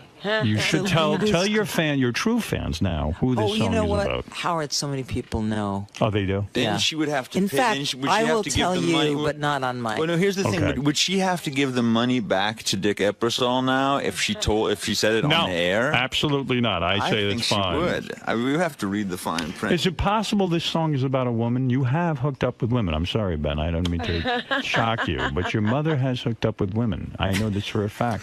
Somebody has to, since I can't do it. Right. How many women? I recently said in a magazine, which is largely a gay magazine, at the very end they said, "Are you or have you ever been gay?" And I said, "Well, I can't say that I'm not gay." Is Jill Delabate a lover of yours? Jill is a lover. She is. You really have made love to women, famous women? Have I made love to famous women? No.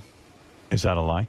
No. In front of your son? No, it's not a lie. I have been come on to. Yes. But I was too uptight. When did you try it? I was too uptight. You've never tried it with a woman? No. Oh, I see. But I wish very disappointing. I wish that I had. I think I'm too old for that. I mean, I have a fantastic boyfriend now who's almost a woman. This guy you're with now is a doctor, right? A surgeon? Yeah, he's incredible. You like him, Ben? I do. You do? I read that you go into the operating room with him. He operates on children, and you sit there and hold the kids' hands. Is that allowed by law? I don't hold. I Carly Simon in the operating room? I can't hold their hands because my hands aren't as sterile as they should be. But I wear the cap and I wear the blue suit and everything. And you're in the operating room. And I'm in the operating room and I sing to them while they're going under anesthesia because they're scared. And so Does he ever allow you to sew them up or to do actual perform surgery? No, but I sew him up a good deal of the time. You really dig this guy, huh? I do. You're happy? Yes. You gonna marry this guy, or are you? I don't think so. I don't think marriage is in my future again. Are you in this done with life. marriage? I think I'm through with marriage. Yeah. Even though if I was Really? going to marry anybody, it would be him. And when your boyfriend is operating on these kids, do these kids ever look up and go, "Hey, who's this crazy chick singing? I'm trying to get operated on." Probably. They're probably a little nervous, right? Except that, the good thing is, and what I really love and what I want probably to segue my career as a singer into is working with him in the hospital, because I'm there when they wake up, too.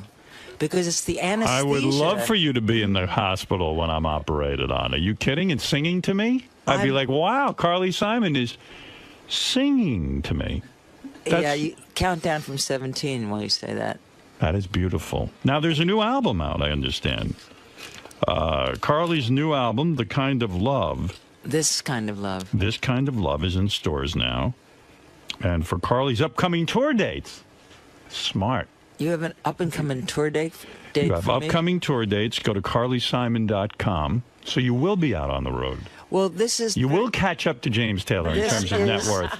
Very dependent upon... I have a deal with Starbucks. Right. Who I signed with, and they had an arm of their division called Hear Music, and 3 days after my record was released, they fired everybody from the Hear Music label. Terrific. Yeah. Couldn't ask for a better situation. That's right. As an artist. So I am kind of doing this on my own right now, whether or not Mr. Howard Schultz, who's the president of Starbucks, will actually come to the table and admit that he was wrong and rectify things. I see. I don't have a secure answer as to whether he's going to do that or not. I just received a report that when James Taylor learned you signed with Starbucks, he spit out his latte. He doesn't want anything to do with them. And James was behind the firing, believe it or not. They signed James during the 2 months that they were not getting in touch with me. I swear to God, that's true. They signed James. Yeah. You two cannot get away from each Yeah, other. they're always involved in the same thing. There's a stipulation that they're not meant to be on the same shelf at the same time. I like that. Everyone knows it. You know, I'm looking at your hair right now, Ben. Your father was Mick Jagger, I think. You've got a full, thick head of hair. You know what? I think that it's possible that THC cures baldness. That might be it. Who knows? No, his father was Miles Davis. Aha. That's shocking. I hear you're 25% black. Is that true, Carly? 1/8. 1/8 black. Myself also. I am 1/8 black. Are you really? Are you an octoroon? I'm an octoroon. Fellow octo. That's right. It's the best combination to My have. mother is mostly black. Carly, thanks so much for coming in. And I should mention on Howard TV, you can check out Carly's performance of You're So Vain. I want to thank your band. They were great. Great guys. Smart. Keep quiet. You know what I'm saying? Carly, how'd you think it went in there? My mind is completely blown. Why is that? I just want to laugh and cry at the same minute. I'm really pretty blown out. I'm amazed. He's so powerful.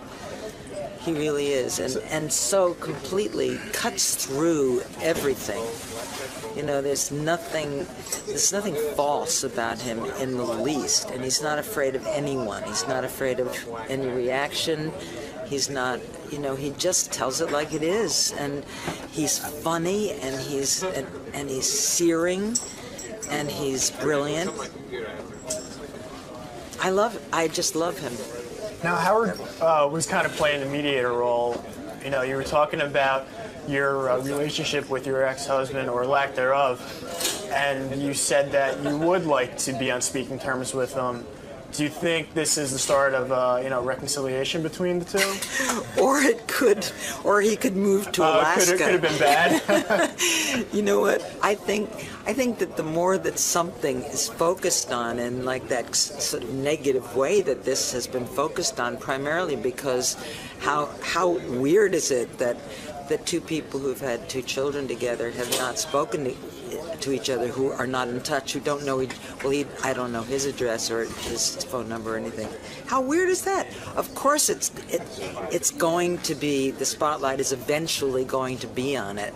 And I didn't put it on it. You know, it just was because it is the. Am I supposed to be looking there or there? Right into the camera. Oh, because it is the way it is. You know, if you don't force it, it just takes being on Howard. I mean, and that was the most. You know, I felt truly. I don't know what kind of a spotlight you feel like on Howard that you don't feel like that you're on anywhere else in the first place. He's so disarming, but he was also so kind.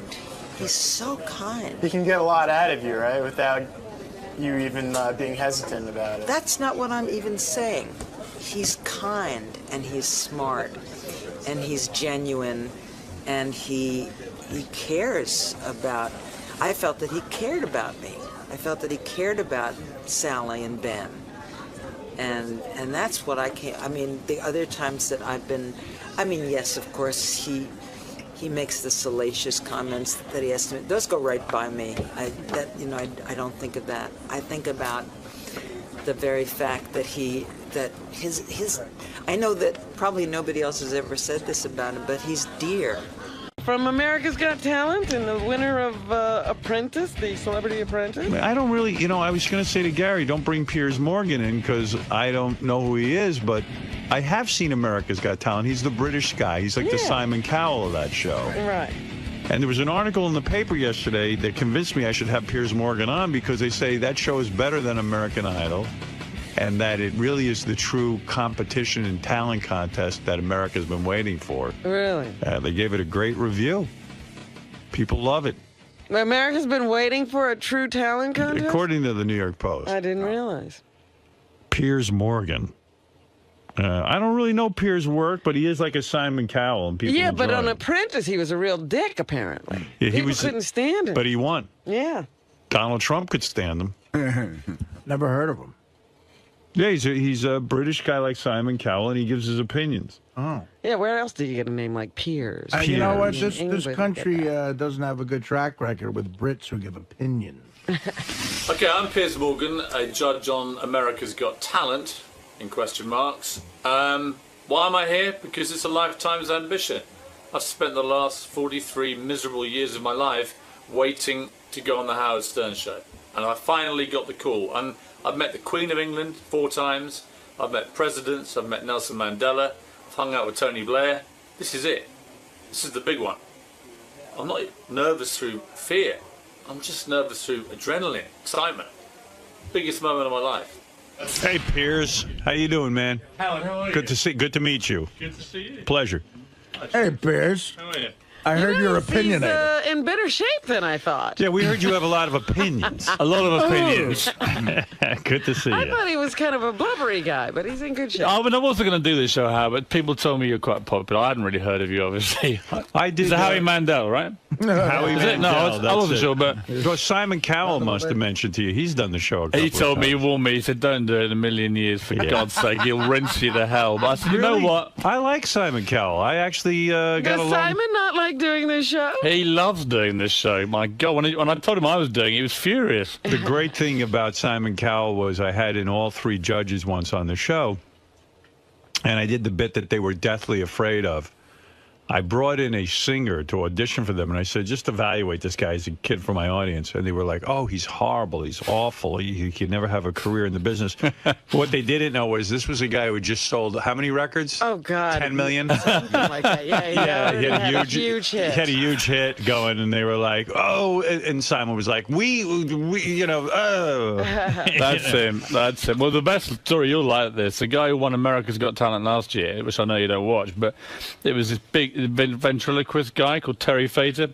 So Simon says, oh, well, ventriloquist's not going to make me any money. God, forget it. Leaves him, right, to go off and fend for himself. Right. 2 weeks ago, he signed a $100 million deal at the Mirage in Vegas. Biggest Vegas deal in 5 years. Yeah. Simon would not sign Simon doesn't get $1. It's one of the funniest stories of the year. $100 million. $100 million. Shows how much he knows. Why was the guy so good, the ventriloquist? Like, I love ventriloquism. Well, the twist he had was he does singing impressions himself, and then he does ventriloquism through the puppets. And 2 years ago, he brought them together and does singing impressions through the puppets. Right. So the puppets, like Turtles, sing Dean Martin, but he's brilliant. And it's an amazing act, but Simon just never got this. You know, to him, he wasn't a singer, he wasn't 19, it was never going to happen. He's a puppeteer. Fantastic, yeah. Yeah.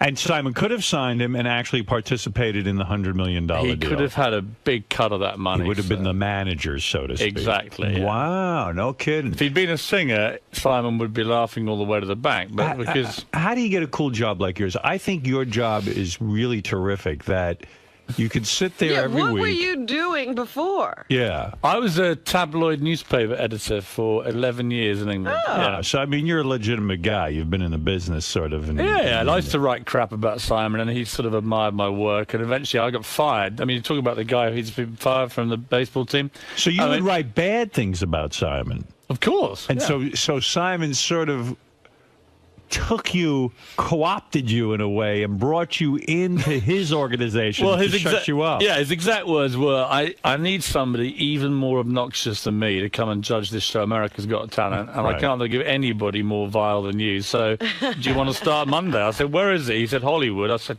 get me out there. What are the kinds of things you would write about Simon Cowell? I mean, you found him to be grating and obnoxious? Yes. Yes. And you would write that, and now that he is your boss, in a sense... Now I've had a dramatic sea change of opinion. I think he's a handsome and powerful man. So everyone can be bought on. The worst thing about him is that we went to, you'll know this place, Stringfellows in London, right? It's like the Scores of London. Right. It's about a year ago. This sums up my relationship with Simon. So we go in, and all these girls gravitate to Simon, these lap dancers, like a sort of, like the ultimate babe magnet. Well, and he's I'm a rich guy. Right, so I'm sitting there on my own. He's there, worth 150 million, blondes everywhere with pneumatic breasts.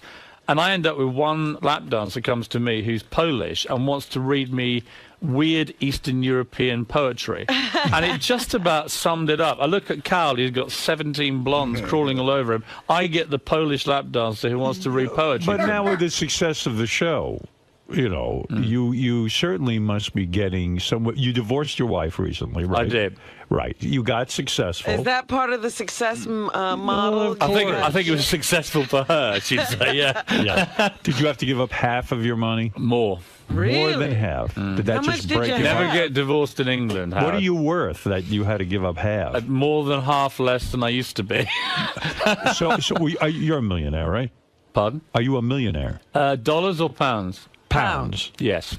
I was both. I was only playing with it. You know, the thing is, though, as the editor of a newspaper, you don't get paid a lot of money. So I imagine with this TV show, you must be getting paid something. Yeah, I used to get paid. You get paid pretty well as an editor, but it's nowhere near as much fun. I mean, God, the idea that I now roll around America just abusing people and get paid for it's fantastic. It is fantastic. So, and to be on the game show, you don't really have to sit there and find the talent or do all the work. You just sit there and judge, and then your day is over, right? Yeah, the only thing is you do need eventually, through all the train wrecks, to find something that is apparent talent. And I must say, the premiere last night was pretty good. I mean, we found 3 acts that I would say, you know, people talk about the success of it and why it's different to Idol. You don't get a show where you have the range of madness and then talent that we had last night. Someone said in the paper yesterday, the reason your show is better than American Idol is because you, first of all, don't have an age limit. That was the key. Yes. That anyone could enter. Any age, any talent. Yeah, and they said any talent. Right. As That's we the say, beauty part. That is not just singers. A ventriloquist cannot win American Idol at a certain age. He's not even getting We had a guy, I think it was Chicago, came and said, he's a 7'2" giant called George. So we said, okay, what's your talent, George? And he says, right, what I'm going to do, I'm going to drink milk through a large straw through my nose and wrap it around my body. Okay, and there's a twist twist, he said. He's enormous, this bloke.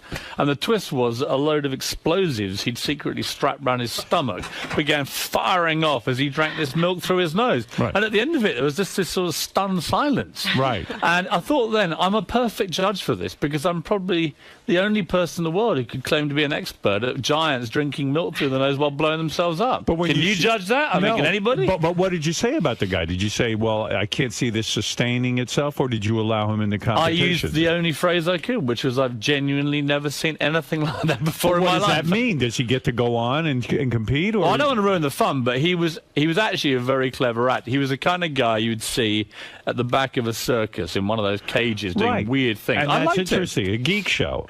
So the fact of the matter is that guy could go on and win, couldn't he? Yeah, you know why? Because he's entertaining. And he could do something like that every week. The thing I love about this show compared to the singing shows, you've got to be the best singer, right? The dance shows, you've got to be the best dancer.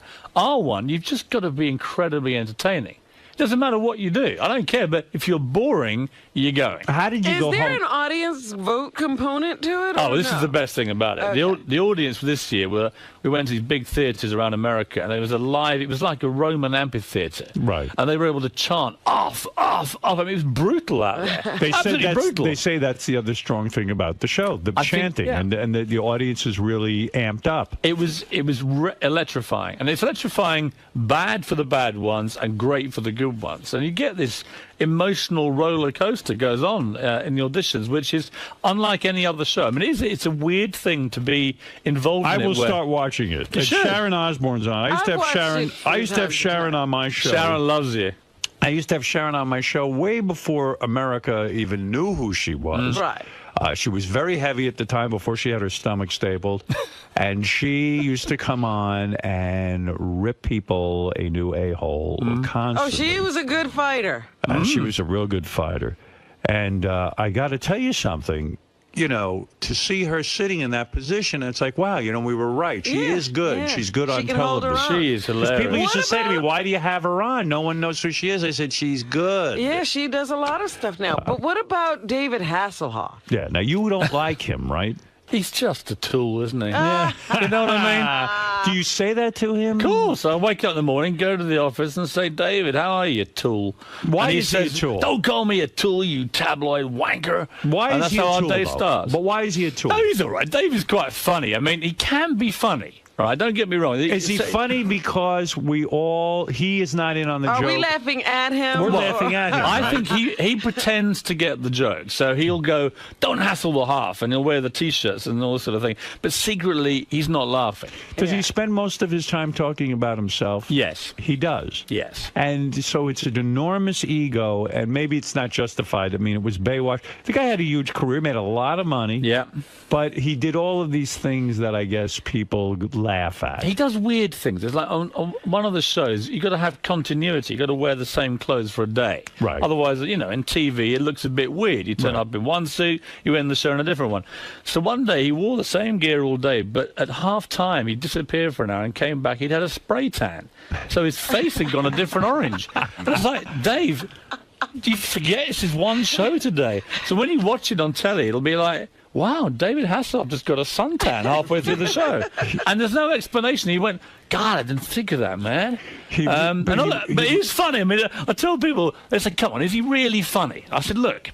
I said, it was a day when he came in, and I said to him, I've had a ticket to the Playboy Mansion Midsummer Night's Dream Party. I said, it's fantastic. And he went, my God, man, it's the greatest show ever. He said, chicks are going to love you, man. And I said, well, yeah, but unfortunately, I'm my girlfriend's here, and I've got to take my girlfriend. And he went, what? And with that, another act came on. And I could see him pondering the enormity of this crime that I was committing. And eventually, at the end of the act, he said, God, man, do you not know the golden rule of the Playboy Mansion? Yeah. You never take sand to the beach. Right. There you And go. that was funny, right? And I was like laughing, saying, that's a genuinely funny line. Well, you know what? I happen to agree with him. Yeah, well, he's right. What the hell are you doing bringing your girlfriend to the Playboy? Well, there was a moment about 2 o'clock in the morning in the grotto, and I totally agree with him. But anyway. I remember when I first heard that line 80 years ago. Is it that old? Yeah, it's very old. So what is it Okay. like when now you're having success on American television, you're getting well known, you're no longer just a newspaper editor. You go home and you announce to your wife, look, honey, you're out the door. That's Oh, well, no, It was more a case of that happened 9 years ago. So. Oh, did it really? Oh, yeah, yeah. So this is before you were well known. Oh, yeah. Well, I was well known in Britain, but as a nasty tabloid editor, so I've always been pretty well reviled around the world. There's no problem And do you have the hot girlfriend now? I mean, is Very she hot girlfriend. Where did you meet this broad? She's a journalist. Yes. Yeah, if you're gonna dance with the devil, really, it's just easier. Newspaper or television? Newspapers. The TV ones. I mean, like you look at these chicks on Fox News. One has better legs and body than the next. Well, I've told her she's my pre-fame girlfriend. Right. Apparently, you have to get one of these in Hollywood now. My agent said that you need a pre-fame girlfriend and a really hot one when you really make it. So I said she's got about 6 months, but if it all goes wrong, I'll probably go back crawling to her. So your new job, really what you're saying to me is it's not as simple as it looks. In other words, yes, you give your opinion, but you really do at the end of the day have to have an educated sort of opinion, and you've got to come up with the goods. You've got to really understand what talent is. Well, I think you just have to understand. I mean, Simon Cowell is a populist genius. Right. He can watch any kind of... I do Britain's Got Talent with him. We're both judges. And his instinct for watching an act after 10 seconds and saying, is this going to work for the public is incredible. Right. When I judge it, I tend to do two things. One, you don't want to put just through all the acts that have just got great talent and leave it there. You've got to have entertaining people as well for the semi-finals. But ultimately, you've got to have a final where someone can win and America goes, wow, that was real talent. Right. We had a judge once. Remember when we did our film festival and we had a judge and we had to give our opinions and stuff like that? Yes, and I found it very difficult, actually. It really is, because you do feel the pressure. Like, what if I'm wrong? What if I really don't know? I think American judges, from my experience of watching them and working with them, David and Sharon, David in particular, but he doesn't like getting booed by the audience. He doesn't like being critical. And I get that. Americans are basically nicer people than Brits. The reason we all get farmed out here on this evil Brit judge factory is because we are more comfortable with saying to people, that was terrible. You know, because we're just It's a hard thing to do, to say to someone, you really have no talent. Yeah, but I think it's the fairer thing to do. The worst thing to me is to say to someone who's terrible, hey, you were really good, you got potential. They Because go then away they and say, waste their lives chasing it, living a dream they can't have. Yeah. You did The Apprentice. I did. That was fun? It was a month on the streets of New York. Why with did everyone a hate bunch of D-list wackos. It was great. Yeah, but why did everyone hate you? People were threatening to quit the show because they couldn't stand to be with the only you. ones who wanted to quit the show because of me were the New Yorkers, and I thought they were a disgrace to their city. Who is a New Yorker? Stephen Baldwin. I mean, he spent half the time lecturing me about God, and then the other half he'd be saying, God, man, when I was a Hellraiser, I had 10 hookers in Vegas. I was like, well, make your mind that way. Yeah, right. Which side of the fence are you going to dance, Steve? He wanted you to know he once had a life. Yeah, and then Vinny Pastore morphed into Don Corleone, and every 2 minutes he'd go, you better watch your back next time you're in New York. And I said, eventually I said, you are not Don Corleone, right? That's you're a character. Vinny Pastore, all right? You're a soprano by day, but by night you're just So blown. you're saying that Vinny Pastore now thinks he's a real soprano. Yes. And you're saying that Stephen Baldwin's religion is... I think he had complex issues about which side of the fence he wanted to Do you think dance. he's really religious, or is this a shtick to get him some attention? I wouldn't question his integrity in would. the religion. Why don't we? You're right. I think it probably is. Yeah. I think it's a load of horse shit. I think he wants to be. I think he wakes up on a Sunday morning. He turns on his telly and he sees these guys going blah blah blah and making millions, and he thinks he wants a piece of the action. It's my honest view. You have said that being on The Apprentice, that Ivanka, the daughter, Donald's daughter, is so beautiful that you almost couldn't concentrate on being on the show. I couldn't. She was dazzling. Stunning. What a catch, huh? Oh, my God. And single, someone told me, right? Yeah. Yes. I mean, that could be my next reality TV show. Did you put the moves on her at all? I tried everything, but she was batting me away firmly. Would you consider dating her? Is she too young Ivanka, if she begged me, but she'd have to beg. How old a girl are we talking about? Is she 20-something, right? I think she's like mid-20s. How old a guy are you, man? I'm 43, but I look younger, right? So would you date a girl in her mid-20s? I have dated a girl in my mid-20s. You have no problem with that? Absolutely none at all. Right. So how low will you go? Will you go to 18 years old? 22. 22 is your cutoff. And Ivanka fits the bill. Absolutely. What a catch that is, Maron. She would be. I mean, good-looking, money, the Donald whole at the deal. wedding. Smart. And she's listening. Actually, the funniest moment in The Apprentice involved you. You probably don't even know this, but eventually I was going on at Baldwin. We had to get a charity auction going, get people helping and everything else. And I was getting Simon Cowell, the Duchess of York, Andrew Lloyd Webber, all these people, bang, bang, bang, bang, bang. Nothing from Baldwin. So he went out one night to go and sell tickets to the auction. Didn't sell a ticket, having trawled the clubs for 3 weeks. I said, it's your town. Surely you can find one person you know will buy a ticket. Anyway, eventually he said, okay, I know what we're going to do. We're going to get some publicity on Howard Stern. He's an old friend. He'll take me on. Blah, blah.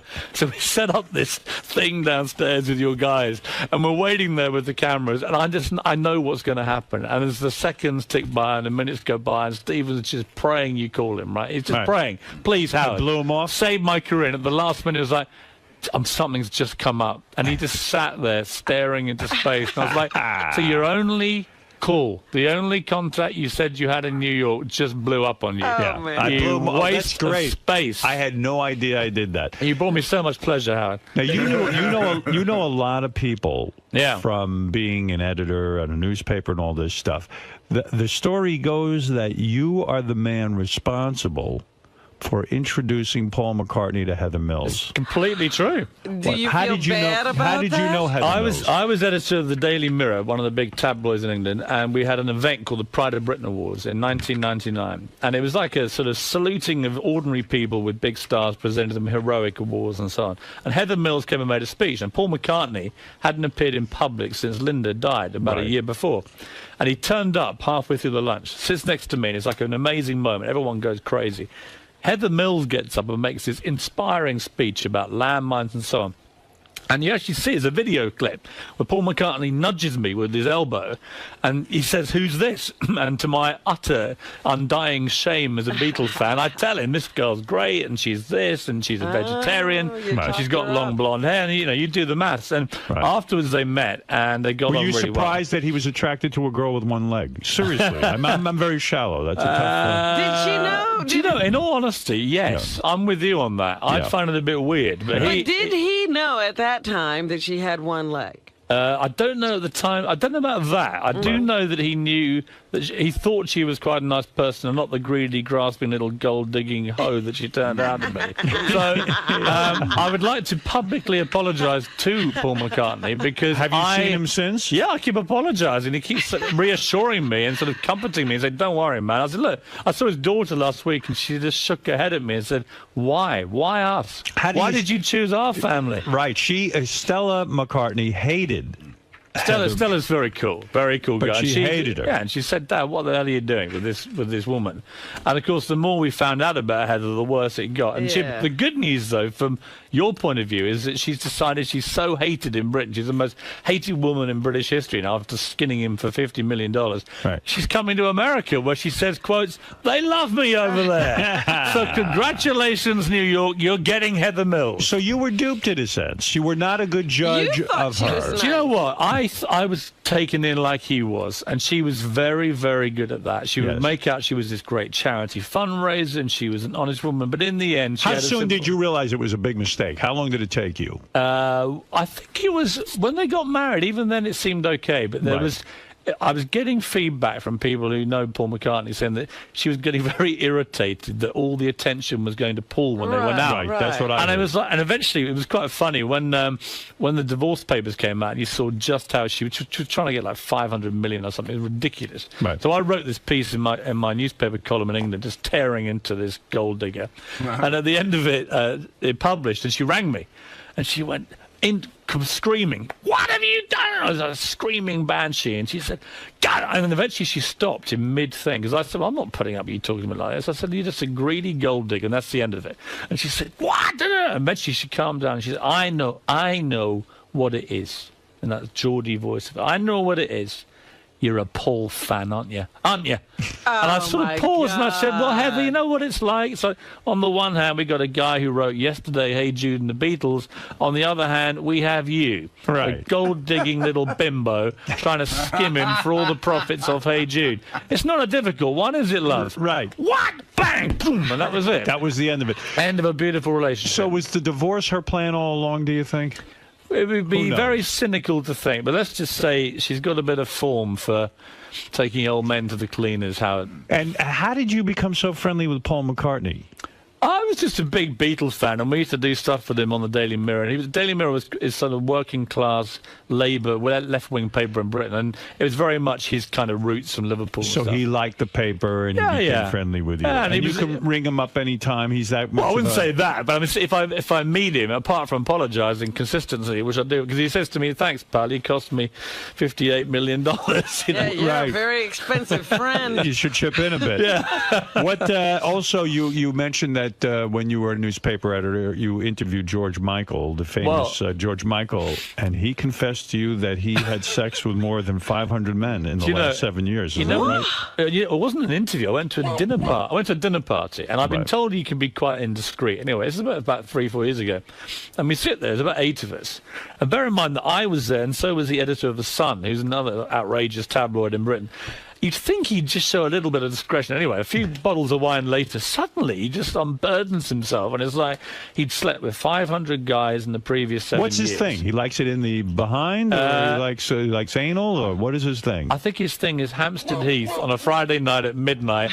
Anything goes, Howard. So if you're in London, if you want to go to Hampstead Heath, you know what you're going to get. George Michael, very, very hot under the collar, right? But it was like that. He was being blackmailed by a male French hooker. He then began to name all the famous celebrities, some of whom were heterosexual to the public, who'd slept with his boyfriend.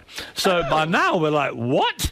Wow. He's telling this to you, who is a tabloid reporter. Yeah, and afterwards, of course, I obviously put it all in my book, and he was like, how could you be so indiscreet? I was like, George, you invite 2 tabloid editors to your dinner party. You then tell us you slept with 500 guys. What do you think we're going to do? It's like putting a big lion into a cage and chucking it some raw meat, you know? Well, people continually invite you to these dinner parties. They do. And yet you can be obnoxious at the dinner party. For example, you were invited to Madonna and Guy Ritchie's home, and you said to Guy Ritchie, hey, you used to be a bartender. Go get me a drink. Well, he was a bartender. He was my yes. bartender. I live in a place called Wandsworth in South London. The Guy Ritchie I knew used to be the deputy. He wasn't even the head barman. He was the deputy head barman of a place called Joe's Brasserie. And I used to go in there and click my fingers, and this Guy would run off and get me my beer. Next time I see him, unbelievably, he's standing next to Madonna. And I was like, what? So I go to a guy called 𝗦𝗵cie𝗄𝗿𝗍. He's a famous chef, right? He's doing a show at the moment for NBC. And great guy. I saw him last night.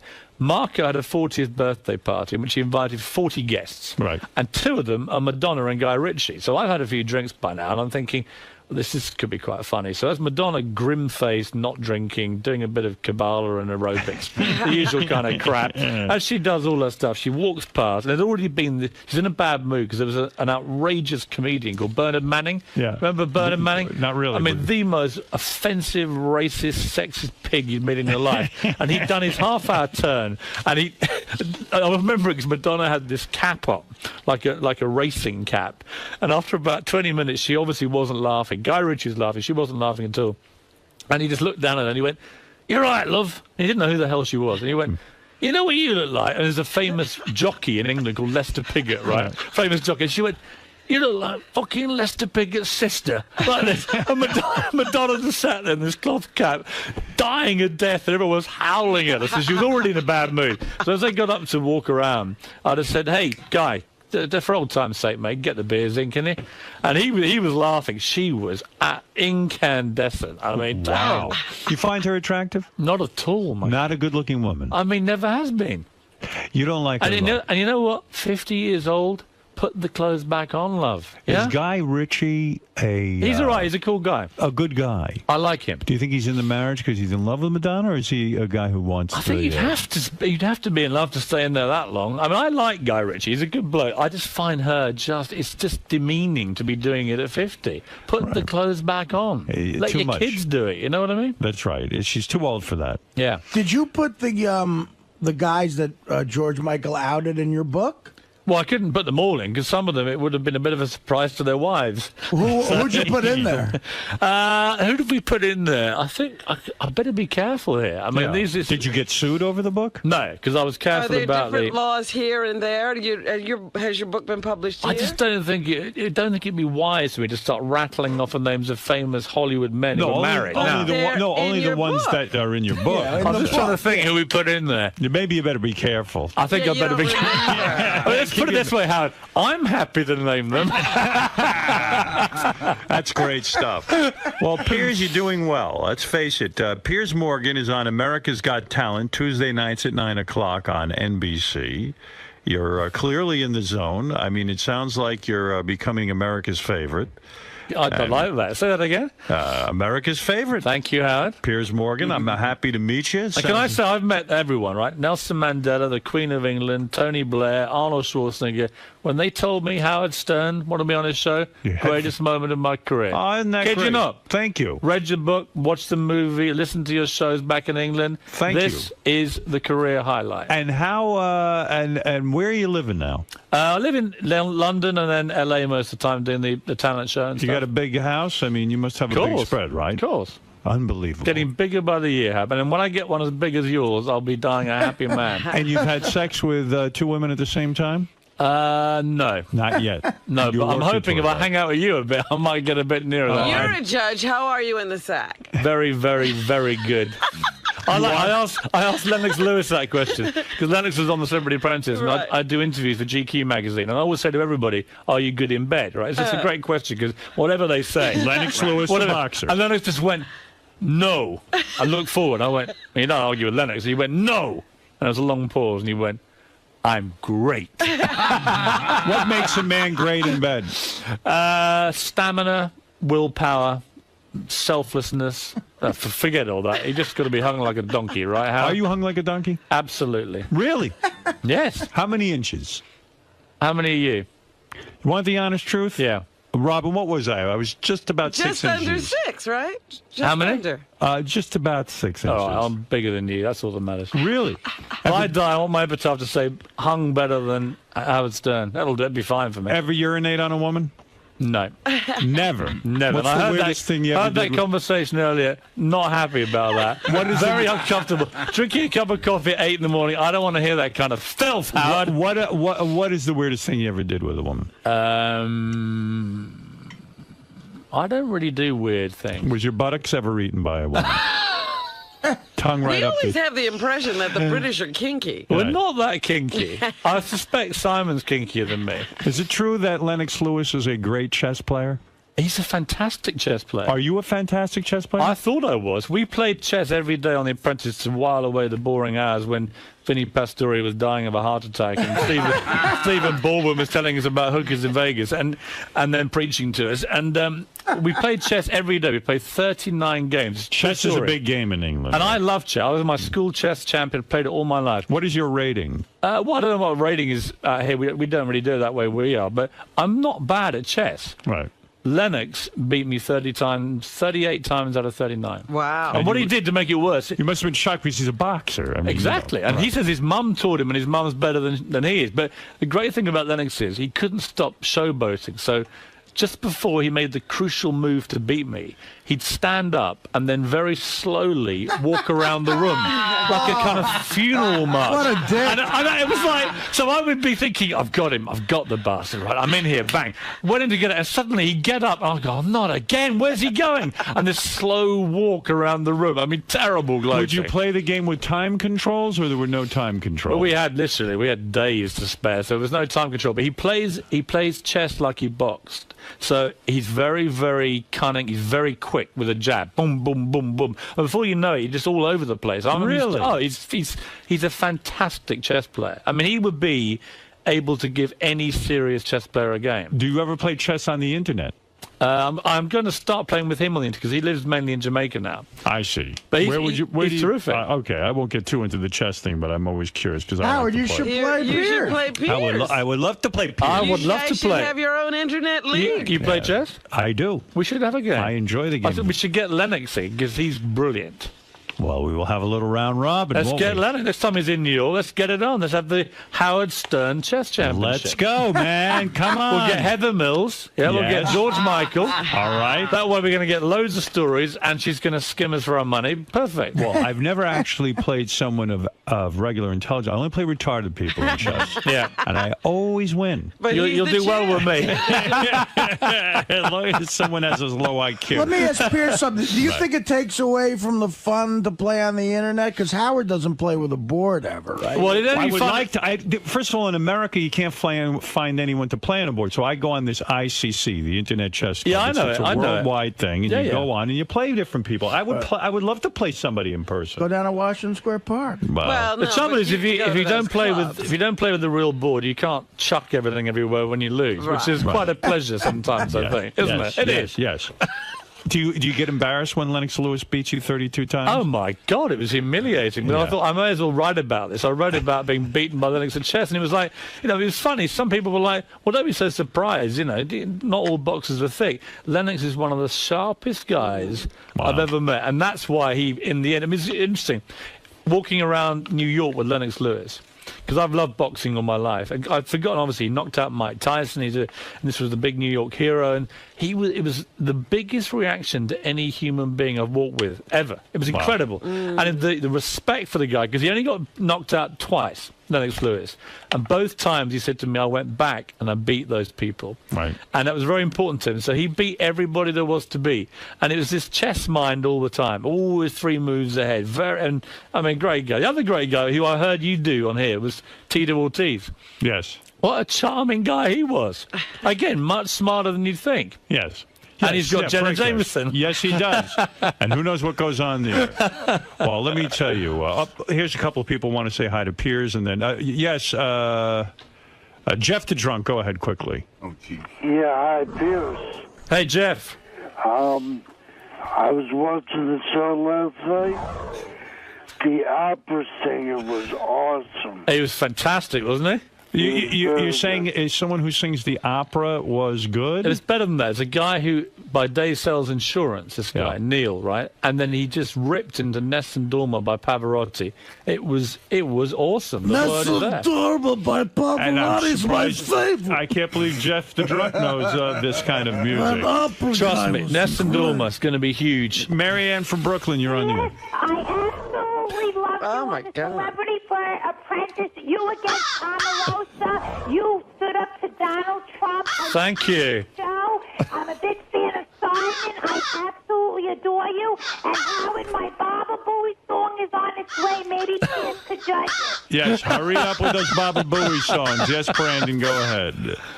Hey, Howard, love you guys, man. Thank you. I just wanted to say, Piers, man, I've never heard of you before, dude, and you're a fucking funny motherfucker. Well, fuck you very much indeed. Howard had never heard of him before.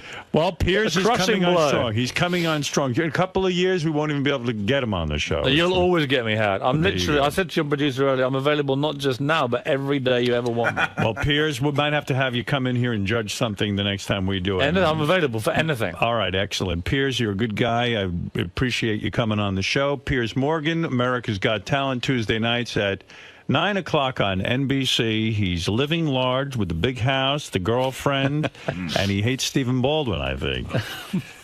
Yeah. Sounds like he's got a license to prim pussy, this guy. This is nice. It does, doesn't it? You're right. It Yeah. sure does. Unfortunately, I love my girlfriends. That may be a bit of a problem. You have any Playboy Playmates in your past? Well, Tiffany Fallon was on the show.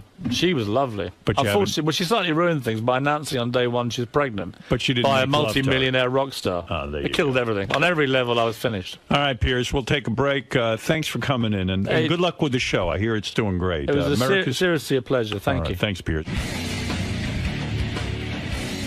Piers.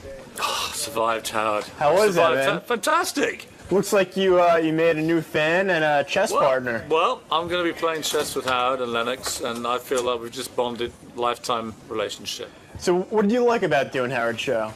We can say what the hell you like, can't you? It's fantastic. And he just goes with it. In fact, the more disgusting and depraved you get, the more he likes it.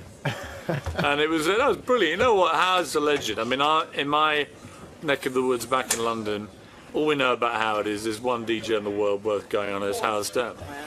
He's the number one. And I've done a lot of radio, a lot of TV in my life. Now I've done Howard Stern. I can die a happy man. All right, man. It was a great interview. Thanks for stopping by.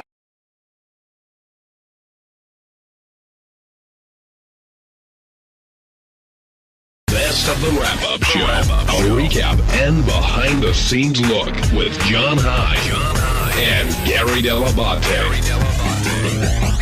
The Best of the Wrap-Up Show begins now. Hey, this is Jason, and on Monday's wrap-up show, they furthered the conversation about how I was talking to Kevin Kraft about taking gay pictures of him for a gay website to make money. You know, people were saying that I'm gay for even saying that, or they'd be willing to do it. Look, I'm in it for the money, but like, what's so gay about wanting to take a picture of a naked dude?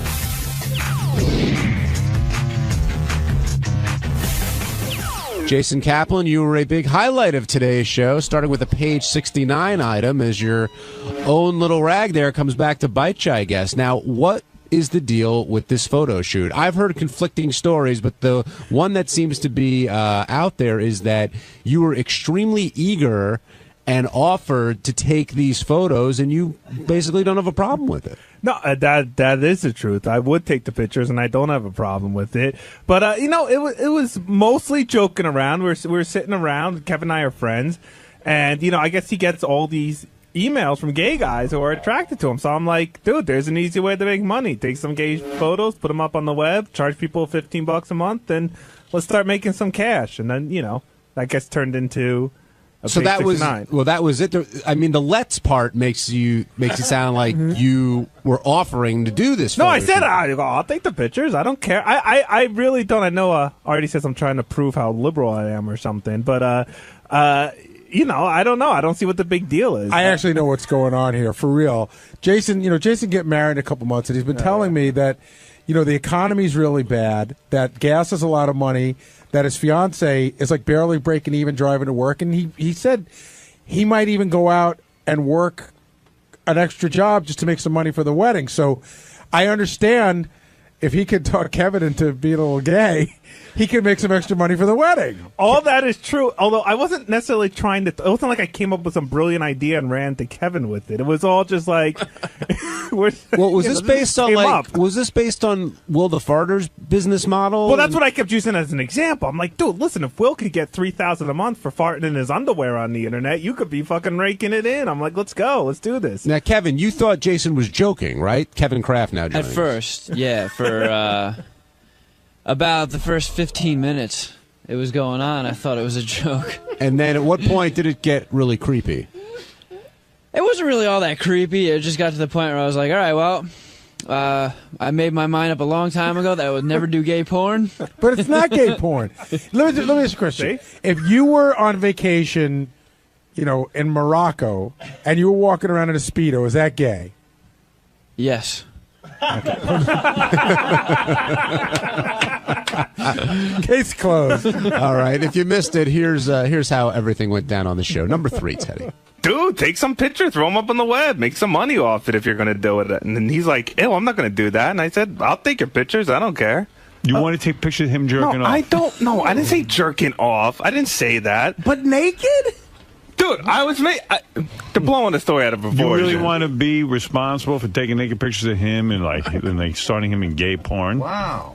No, No, you really want anything to do with that? And like, why do you want to take the gay pictures of him? I don't want to. Forget it. This is ridiculous. No. What do you mean it's ridiculous? But you said exactly what Lisa said. You want to think. Hey, I'm not denying the story. Like if a guy said to me, hey, would you take naked pictures of me? I go, on what planet do you think I'm living? So was Artie the only one who had that type of reaction to what Jason was talking about? Because Artie seemed pretty skeeved by the whole thing. Howard seemed pretty creeped out, too. Howard seemed pretty creeped out, although he was taking it more the angle of, like, why would I do that to Kevin? Where I wasn't telling Kevin he needs to have a life in gay porn. I was just made a suggestion for a money-making website. See, I didn't think that Jason was suggesting gay porn. He just suggested tasteful pictures that would cater to the gay community. Right. There are lots of ways out there you can make extra money. Like, I could go join the mafia. I could sell coke. But gay guys love you. Right? That's their problem. Jason's still pitching here. If you sell coke, how's Jason going to see you naked?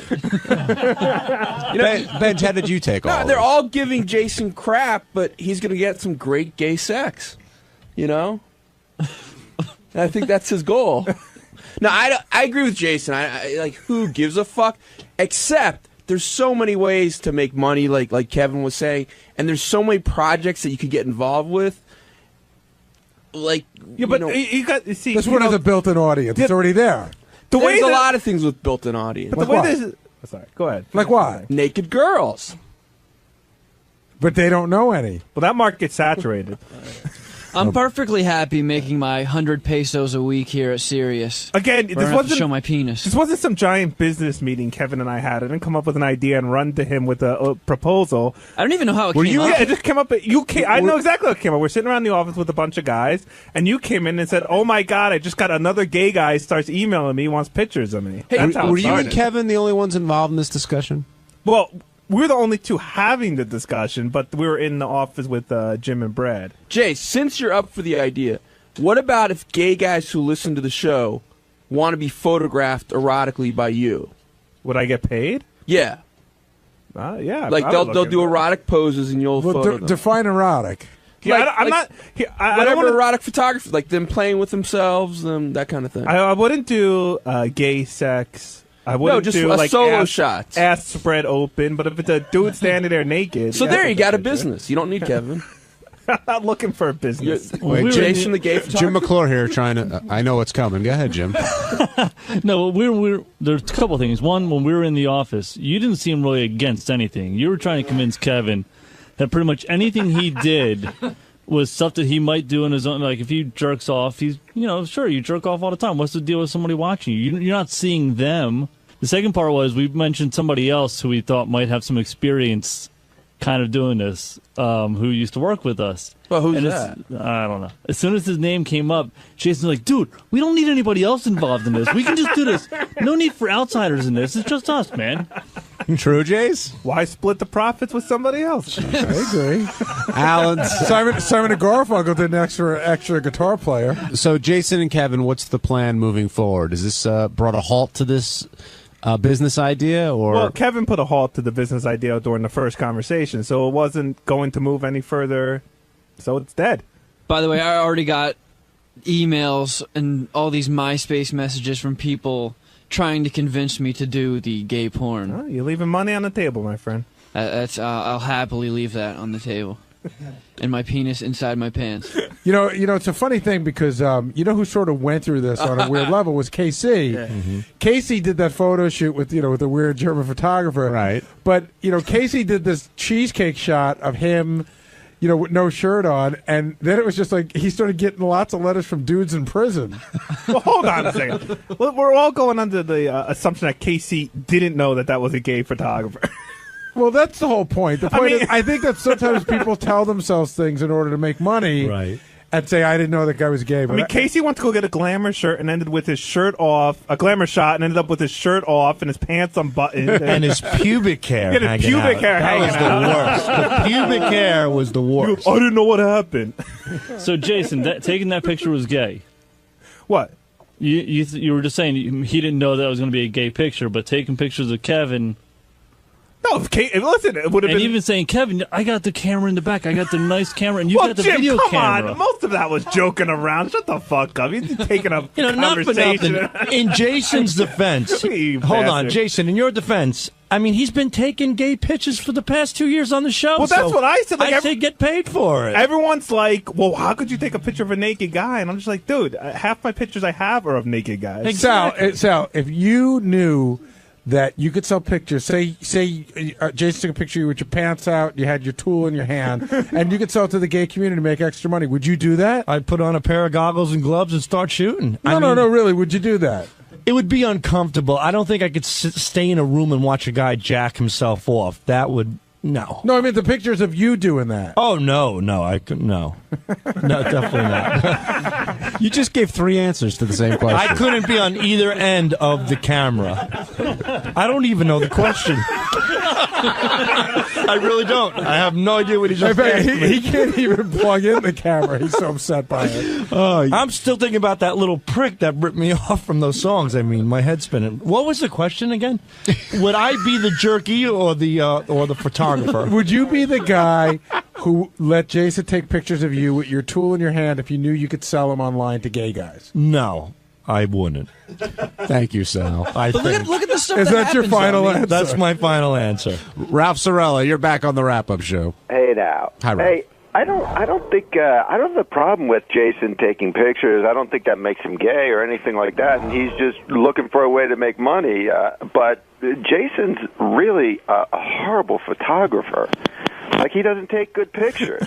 Why would you want some guy taking bad pictures? See, this is the bone of contention, too, because what happens is Jason takes pictures and puts them up on the website, and then Ralph usually calls in to say what horrible pictures they are. And yeah. Well, it's great that everyone's cutting on Jason, and Ralph found a unique way to cut on him. Right. You're not gay, you're just bad. Yeah, I mean, I'm not, Jason's not there to be a photographer, so, it's not an insult to him and his talent. That's not where his talent lies. Have you ever talked to him about how to be better at it? Ralph, so saying Jason takes shitty pictures isn't an insult because that's not his day job? Is that what you're saying? Yeah, I mean, he's not a photographer. First I mean, of all, Tay and I take shitty pictures. he doesn't a have a little good over eye. the line. He doesn't have a good eye for taking pictures. I mean, like I take sometimes- horrible pictures. Like every picture on the website, they're horrible. No, but Artie's next book cover is going to be one of my pictures. You Calm bastard. down, Jason. Because it's supposed to be funny and stupid and not look good. If it was supposed to look good, then he would have a hire for professional photographer. Get another job. We don't do good enough. Jason takes 20 pictures of a hot chick, and sometimes I'll go over Howard's house, and when I'm not goofing on Gary, I'll say, "Hey, who was that chicken this morning?" And Howard goes, "Oh yeah, she was kind of hot. Let me show you some pictures." And he opens up an email, and it's got 20 pictures, and he's like, "I don't know, man. She looked good in the studio." Jace, do you take offense to this? No, not really. I don't care. I mean, listen. A, he's right. I'm not a photographer. I never went to photography school or had class or anything in it. B, I have about a minute and a half to take pictures in the studio after a chick's been in there. And C, I do think a lot of the pictures I take end up being really good. Well, if you take he's much better with dick. If you take 50 pictures, one might be good. But yeah, you should. Yeah, well, maybe- that's called being a photojournalist, Ralph, and that's how I classify myself. But Ralph, can you give Jason any advice on how? Like, have you ever spoken to him off the air? And I have. I spent the afternoon with him one day, tried to show him how to take better pictures of Howard and stuff. So Yeah, we set up Howard shot, and now that's where I take pictures of Howard. And now what? I took your advice. It was good advice. Yeah. No. I'm not saying you don't take advice. I'm just saying you're not. I don't think this is your thing. No, well, I'm not going to open up a photography school after I'm done here. No. You should be the website administrator and just get some photographer that takes the gay pictures of him. Kevin, why won't you do that? What? Oh, Kevin. What, you mean pose naked? Yeah. Well, I don't want to disappoint my family that much. Hey, it's John Hine, and on Tuesday's wrap-up show, Ganji stopped by to attempt to explain the code of men, and frankly, none of us understand what the hell he's saying.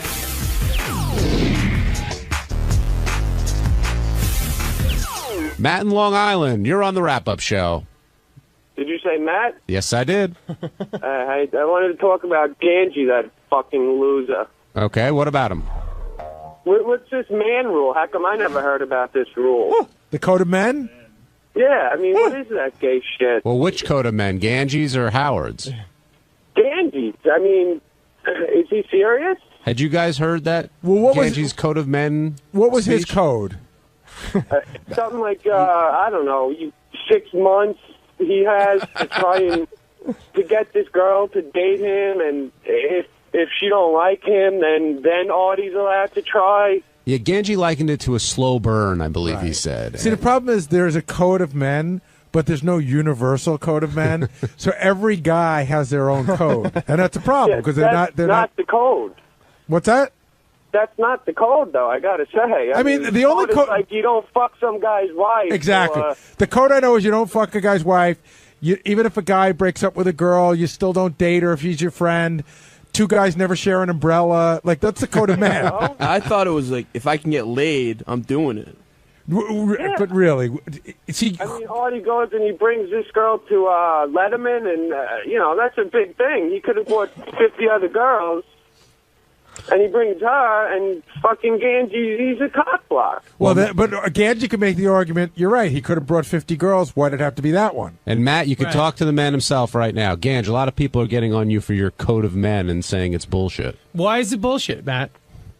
Because who are you to her? You're a nobody to her. So what are you, mark your territory? I mean, No, I was nobody to her, He but pissed all over her. Yeah, exactly.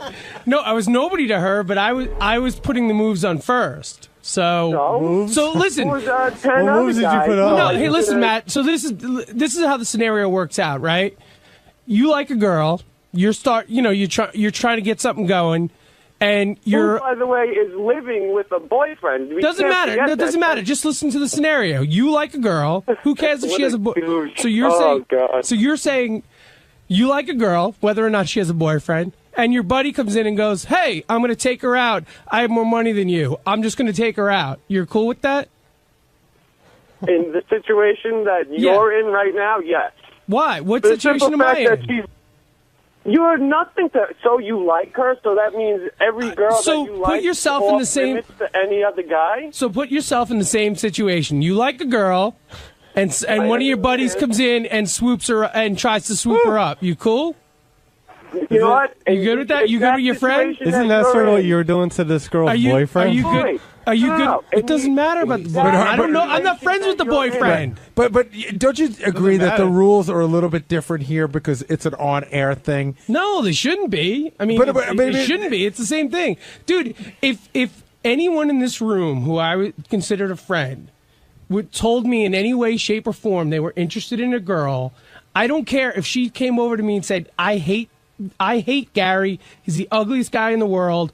I love you. I wouldn't give a shit because you're my friend. Stop talking about Mary. No, yeah. But you know what I mean? Like, my loyalty is to my friend, and there'll always be another girl. I'm not going to fuck over my friend, to hook up and... I get what you're saying, but don't you think, like, nobody knew that you had this attitude before it all unfolded on the air? Yeah, and they're doing a bit of, like, if Artie would have known this whole thing off the air, it probably would have never went down the way it went down. Definitely wouldn't have. Already said but what that, I'm saying is the time span that it all happened was 5 minutes. You know what I mean? So from the time, but it all they happened. found It all out- happened on the air. Absolutely. That's why I think it's a little bit different. But every Go ahead, Ben. Sorry, every Howard TV chick that comes in, you're gonna have a chance to lay claim to first.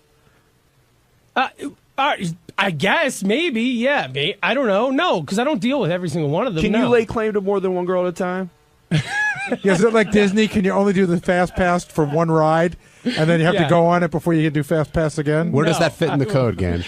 I wouldn't lay claim to more than one girl at a time. Do you? But I mean, do you currently have a claim to anyone? No. You really Currently don't? No claims to anyone. No. But what about the time that passes? Like, how much time needs to pass before this girl becomes free game anymore? Like, you say you like her. Free game to anybody in the world, or free game to my buddies? Either or. Free game to my buddies is, hey, you come, you go. All right, I've already established that I liked her. Gary comes over to me and says, hey, dude, I really like her. Can I try? And then it's fine because we had a conversation. But how much time do you think is appropriate to pass before Gary has that conversation with you? A little time, just a little time. I don't know what that is. A little time. And Howard Until keeps Ganji's making over it. it. And Howard keeps making Ganji it like finds it's somebody 6 else. months. It was no way in shape or form 6 months. It's at best 2 months. At best, which is still bad, but it's not as bad as 6. Do you still have claim to this chick? No, I have no claim. So My anyone boyfriend here, has claim like you to it. wouldn't mind if anyone here really went for her? No, Betcha, you can go for it. I got a question. What for about you. your ex-girlfriend? That I have claimed for, and I'd have a big issue. How much with. time? I'd have you a guys big were together so long that there's no the time. I'd have a big issue forever. Chris in Long Island, you're on the wrap-up show. Hey, good morning, guys. You guys are making it like too complex. Like Ganji's argument is terrible. That's what you do in 5th grade. She's mine. I liked her. Like you just can't do that. It's just so stupid. All right, so simplify it for us, Chris. Well, I don't know. Like what happened now? Like Artie just took her out. Went to Letterman. Like Ganji, who are you? You're fat. You're ugly. What does that have to do with anything? So is Artie. A lot. Okay, what is your point there? That was the stupidest point ever. Well, shut up. You're making it complex. Like you guys are making all these like different analogies or whatever.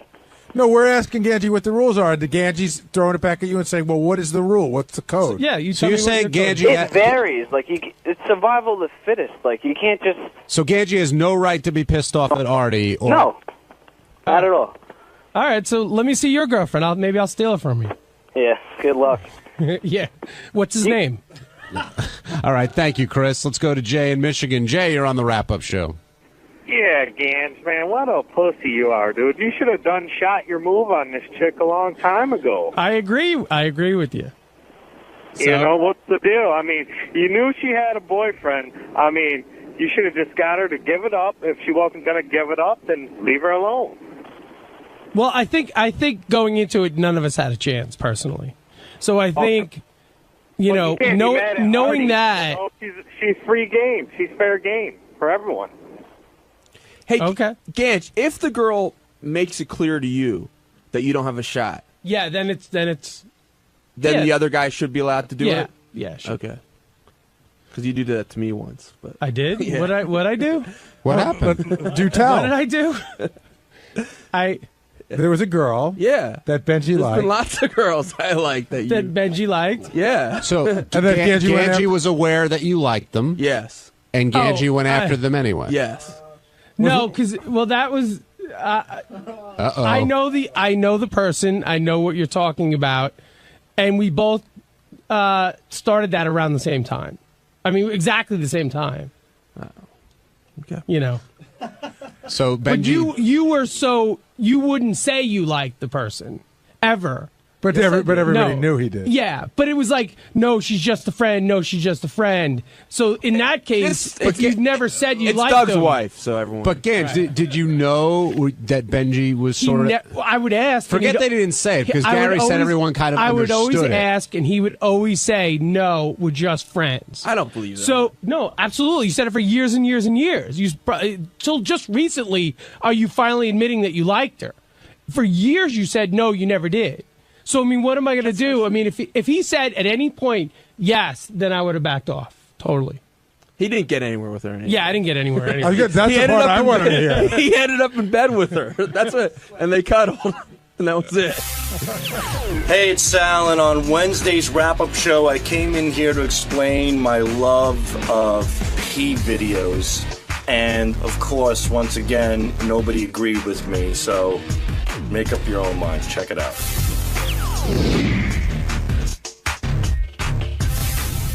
Congratulations on your song today. That went over very well. Thank you. And then you went in and talked about how you love when women get pissed on. Well, you know, we all have our things. You like the whole degradation thing, though, right? I mean, it's hard to explain. I like that. I love that a woman would be willing to submit herself to that because, to me, that's a girl who is the dirtiest, filthiest pig you can find, and that's a girl who likes to be degraded. Yeah, a girl who likes it. But Sally, I think he's making a point.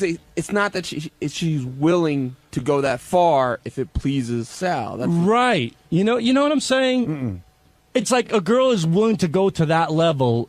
Is she really that crazy and psychotic and horny, or is she doing it simply for the pleasure of her partner? So which one turns you on? Both.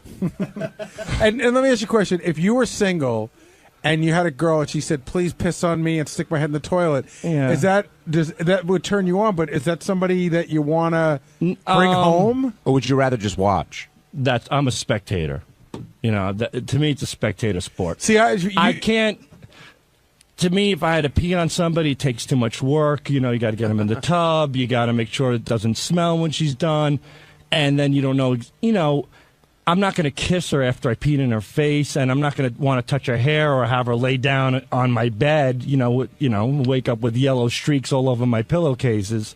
So very well thought out, by the way, the whole thing. Yeah. I remember, like, for me, you really hit the creep factor about 3 months ago, like well into the red, when you told me about your favorite porn clip of all time, which is that guy Rocco, who... What's Rocco's last name again? Safridi. Rocco Safridi. So he does these movies where he smacks girls around anyway, which is really creepy to start with. Yeah, I don't like the smacking. But the one that he's talking about is Rocco's doing this girl from behind, and he just picks her up and runs into the bathroom, and while he's still having sex with her, he starts sticking her head in the toilet. It's great because his dick is still wedged into her twat, and he manages to pick her up and run with her like a football. This is Savannah Rocco, right? Yeah. And But I remember, like, I watched the clip and I go, wow, I guess it's almost like when people say that they're into like rubber and bondage and stuff. Yeah. Like I watch those clips and I go, I don't know, just I don't get it. Yeah. And I didn't get where the turn on was for a girl to have her head jammed in a toilet. Me neither until I saw it. I swear. But I'm the guy watching. How about the girls actually doing it? You know what I mean? That's a lot worse than the person watching. Don't deflect. She got paid. That's true. Yeah. John in Michigan, you're on the wrap-up show. Hey, Sal, what's up, man? Hey, baby. Hey, if you and your wife actually got divorced, and you're talking about all this stuff about how you like to watch the videos about girls getting pissed on and all that type of stuff, Yeah. if you and your wife actually got divorced, would you actually want to date a girl like that, dude? No, but I wouldn't mind. Like I said, it's just convenient and simple to watch it on video. You know what I mean? Sal just sort of answered that, I think, too. Yeah, I mean, if you're watching the Hulk, you don't want to be actually on. You don't want it to be a live event. You don't want to be on that street when he's smashing cars and flinging them at buildings. As exciting as that might seem, it's just much more convenient to watch it and enjoy it from an entertainer's perspective. Do you guys really hold on? The girl that getting pissed on, she's an entertainer? She entertains me. It's adult entertainment. Do you guys really think it's that big of a deal? No, they're making that. No, it's gross. I went to a bar with 6 guys a few weeks ago. Irish Times, great place out in Holbrook. And I'm hanging out with 6 guys, and they were telling me how they were talking about pee videos, how they jack off to pee videos. And one dude goes, "That's disgusting." And all 6 guys looked at him like he was a homo. It's almost like they outed him from the group because one dude thought jerking off to pee videos was wrong. So based on your 6 guys at the Irish pub in Holbrook, Irish Times, you've now decided that's your straw poll of that, because I heard you say today that the peeing thing is very big with guys now. It is from at least the people I meet. Yeah, the 5 guys you met at this pub. So that's where statistically speaking comes from? That's your sample size? No, I go to MovieMonster.com, and I've noticed that the piss videos have increased tremendously. The volume, probably based on your viewing. Maybe, I don't know, but pee is what shit was in the 90s. The catalog of pee has gone up tremendously on that website. So I'm assuming it's a big market. Listen, if you absolutely love a girl, and she's like if your wife said to you, "Listen, I've always been embarrassed to tell you, but it turns me on to be peed on." Right. Would it really freak you out that much? Yeah. Yeah, I would like to think that I knew the person that I married didn't like to be peed on. And would that end it? No, I'm just not going to pee on her. Well, Gary, you like teen anal. But you do. I mean, I'd rather have a 40-year-old woman pee on a 40-year-old woman rather than jacking off to somebody who was where it's borderline pedophilia. It's not borderline. First of all, teen anal. What? 13? No. 14? You know what the girls are in those videos? They're 30-year-old girls wearing plaid skirts. Keep telling yourself that. Yeah. Oh, they're I'm watching underage porn. I don't know, but Gary, but that's what you're imagining. You're imagining teens. I don't know that I'm imagining 12-year-olds or 13-year-olds. Well, 13, that teens could be 19. I know, but I'm saying, okay, but that's your fetish, and I respect that. It's not my big fetish, by the way. Teen anal. I said I joked around that I watched it a couple of times. It's not what I live for. I don't live for pee videos Oh, either. yes, you do. No, they're just part of my repertoire. Listen, I don't go to like some teen something website, but you live on pissmops.com, which is a peeing website. All right, let's talk to Tom in Tempe. Hey, Tom. I don't get it. Hey, guys. Sal is like a car wreck. You know, you don't want to really see it or hear it, but you got to look at it. You're a mess, dude. But hey, whatever floats your boat. I don't get it. If I go to a comedy show this weekend, I'll have 17 guys at the bar saying how much they love pee videos. It's just something. Maybe I'm stupid. Maybe I'm the only idiot that's saying this on the air, and every guy right now driving his car is saying, "Sure, I've jerked off to a pee video here or there." And I'm completely right. And I'm only guilty of being honest. Do you believe that? Do you think everyone driving around is saying, "Yeah, of Not course"? everyone, but I'm saying that. What percentage would you say? 1. All right, let me ask you, Tom from Tempe. Yeah. Have you ever seen a pee video and enjoyed it? I've never actually seen a P video, no. All right. I'm saying he's lying, and I'm saying 85% of the men who listen to this show probably have done it. What, have watched it and enjoy it? Maybe not. I would say 85% have seen a P video. I would say 65% have probably masturbated to one. You totally just made that number while we were talking. You remind me like in the Manchurian Candidate. 57 people are in the Communist Party. You just make shit up as you go along. It's my assumption. I'm not making it up. I'm guesstimating. Guesstimation. Even when you're doing the whole rap about being at the Comedy Club and 17 guys are coming to talk to you about it, crunch the numbers. How many people do you think are in the club? 200? 250? So if the 250 in the club, 17 came up to you, what's the percentage of that? Okay, 10%. It's the only 17 that are willing to talk to me. No. And how many of them you think are coming to talk to you to make it sound like they, Well, it's their cup of tea. If you're listening to the Howard Stern show, you don't care. You're not necessarily. You don't give a shit about what 𝗦𝗵cie𝗄 is doing, or that's a very, very bad example. I'm saying if you're listening to the Howard Stern show, you don't necessarily care about Paris Hilton or these. Awful things that you have to talk about. It has nothing to do with this. Are you assuming? Are you assuming that, or are you making that up? No. I'm saying that it's more the nature of Howard Stern. Howard Stern's been playing piss videos for years over the air. The German most of them are contributed by you. The gag factor videos, the pussy fart videos. It's entertaining, and I think that's what the fans like to a certain degree. So we have a common bond when I go to the shows. Again, I think that there's no way to know what the number of people who are into urinating videos are. I think that you're making up a number. And I also think if somebody comes to you and said, I heard that clip on the show, it made me laugh, doesn't mean that they're sexually aroused by it. And I agree. Is Richard into piss videos? He's seen some, but he doesn't get off on it. But he would be the 85% that is viewed. He's not the 65% that have enjoyed themselves. Right. John, in your 80 BJs, no chick ever asked you to pee on her? No, and it was an 80. I've never even been close to the whole peeing thing. I don't think I've ever known somebody that wanted it done, and I don't think I've ever wanted to do it. Look to your left. Or look on Greg's list. Greg's list? Craig's list? What's up, guys? It's Teddy on Thursday's wrap-up show. The slumbering giant that is Artie Lange was arisen. We woke him up to discuss his little nap during the Carly Simon interview that he missed. So check it out.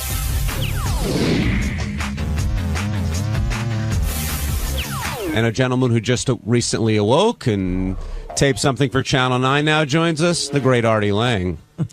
Are you well rested, Artie? Yeah, God, I wish you guys would have woke me up. I woke up and I was crazed. I was like, whoa, who won the gossip game? What was the fake story? Artie, how long do you think you could have gone if someone didn't get you up? Oh my! Were you like out? I'm gonna go home now and sleep till I fly to Dallas tomorrow at noon. But were you out when they woke you up? I was out. And you didn't hear anybody stirring around outside or anything? Because people were like going in and out. And no, after a few minutes, I was gone. That's a comfortable leather chair in there. Yeah, that's where I usually sleep when I'm taking a nap during the day. Yeah, but what's the germ? I don't know. Count on that thing. I mean, I got to tell you, you know what? All jokes aside, rare instances I need to take a nap when I have to do something in the city. Maybe I sleep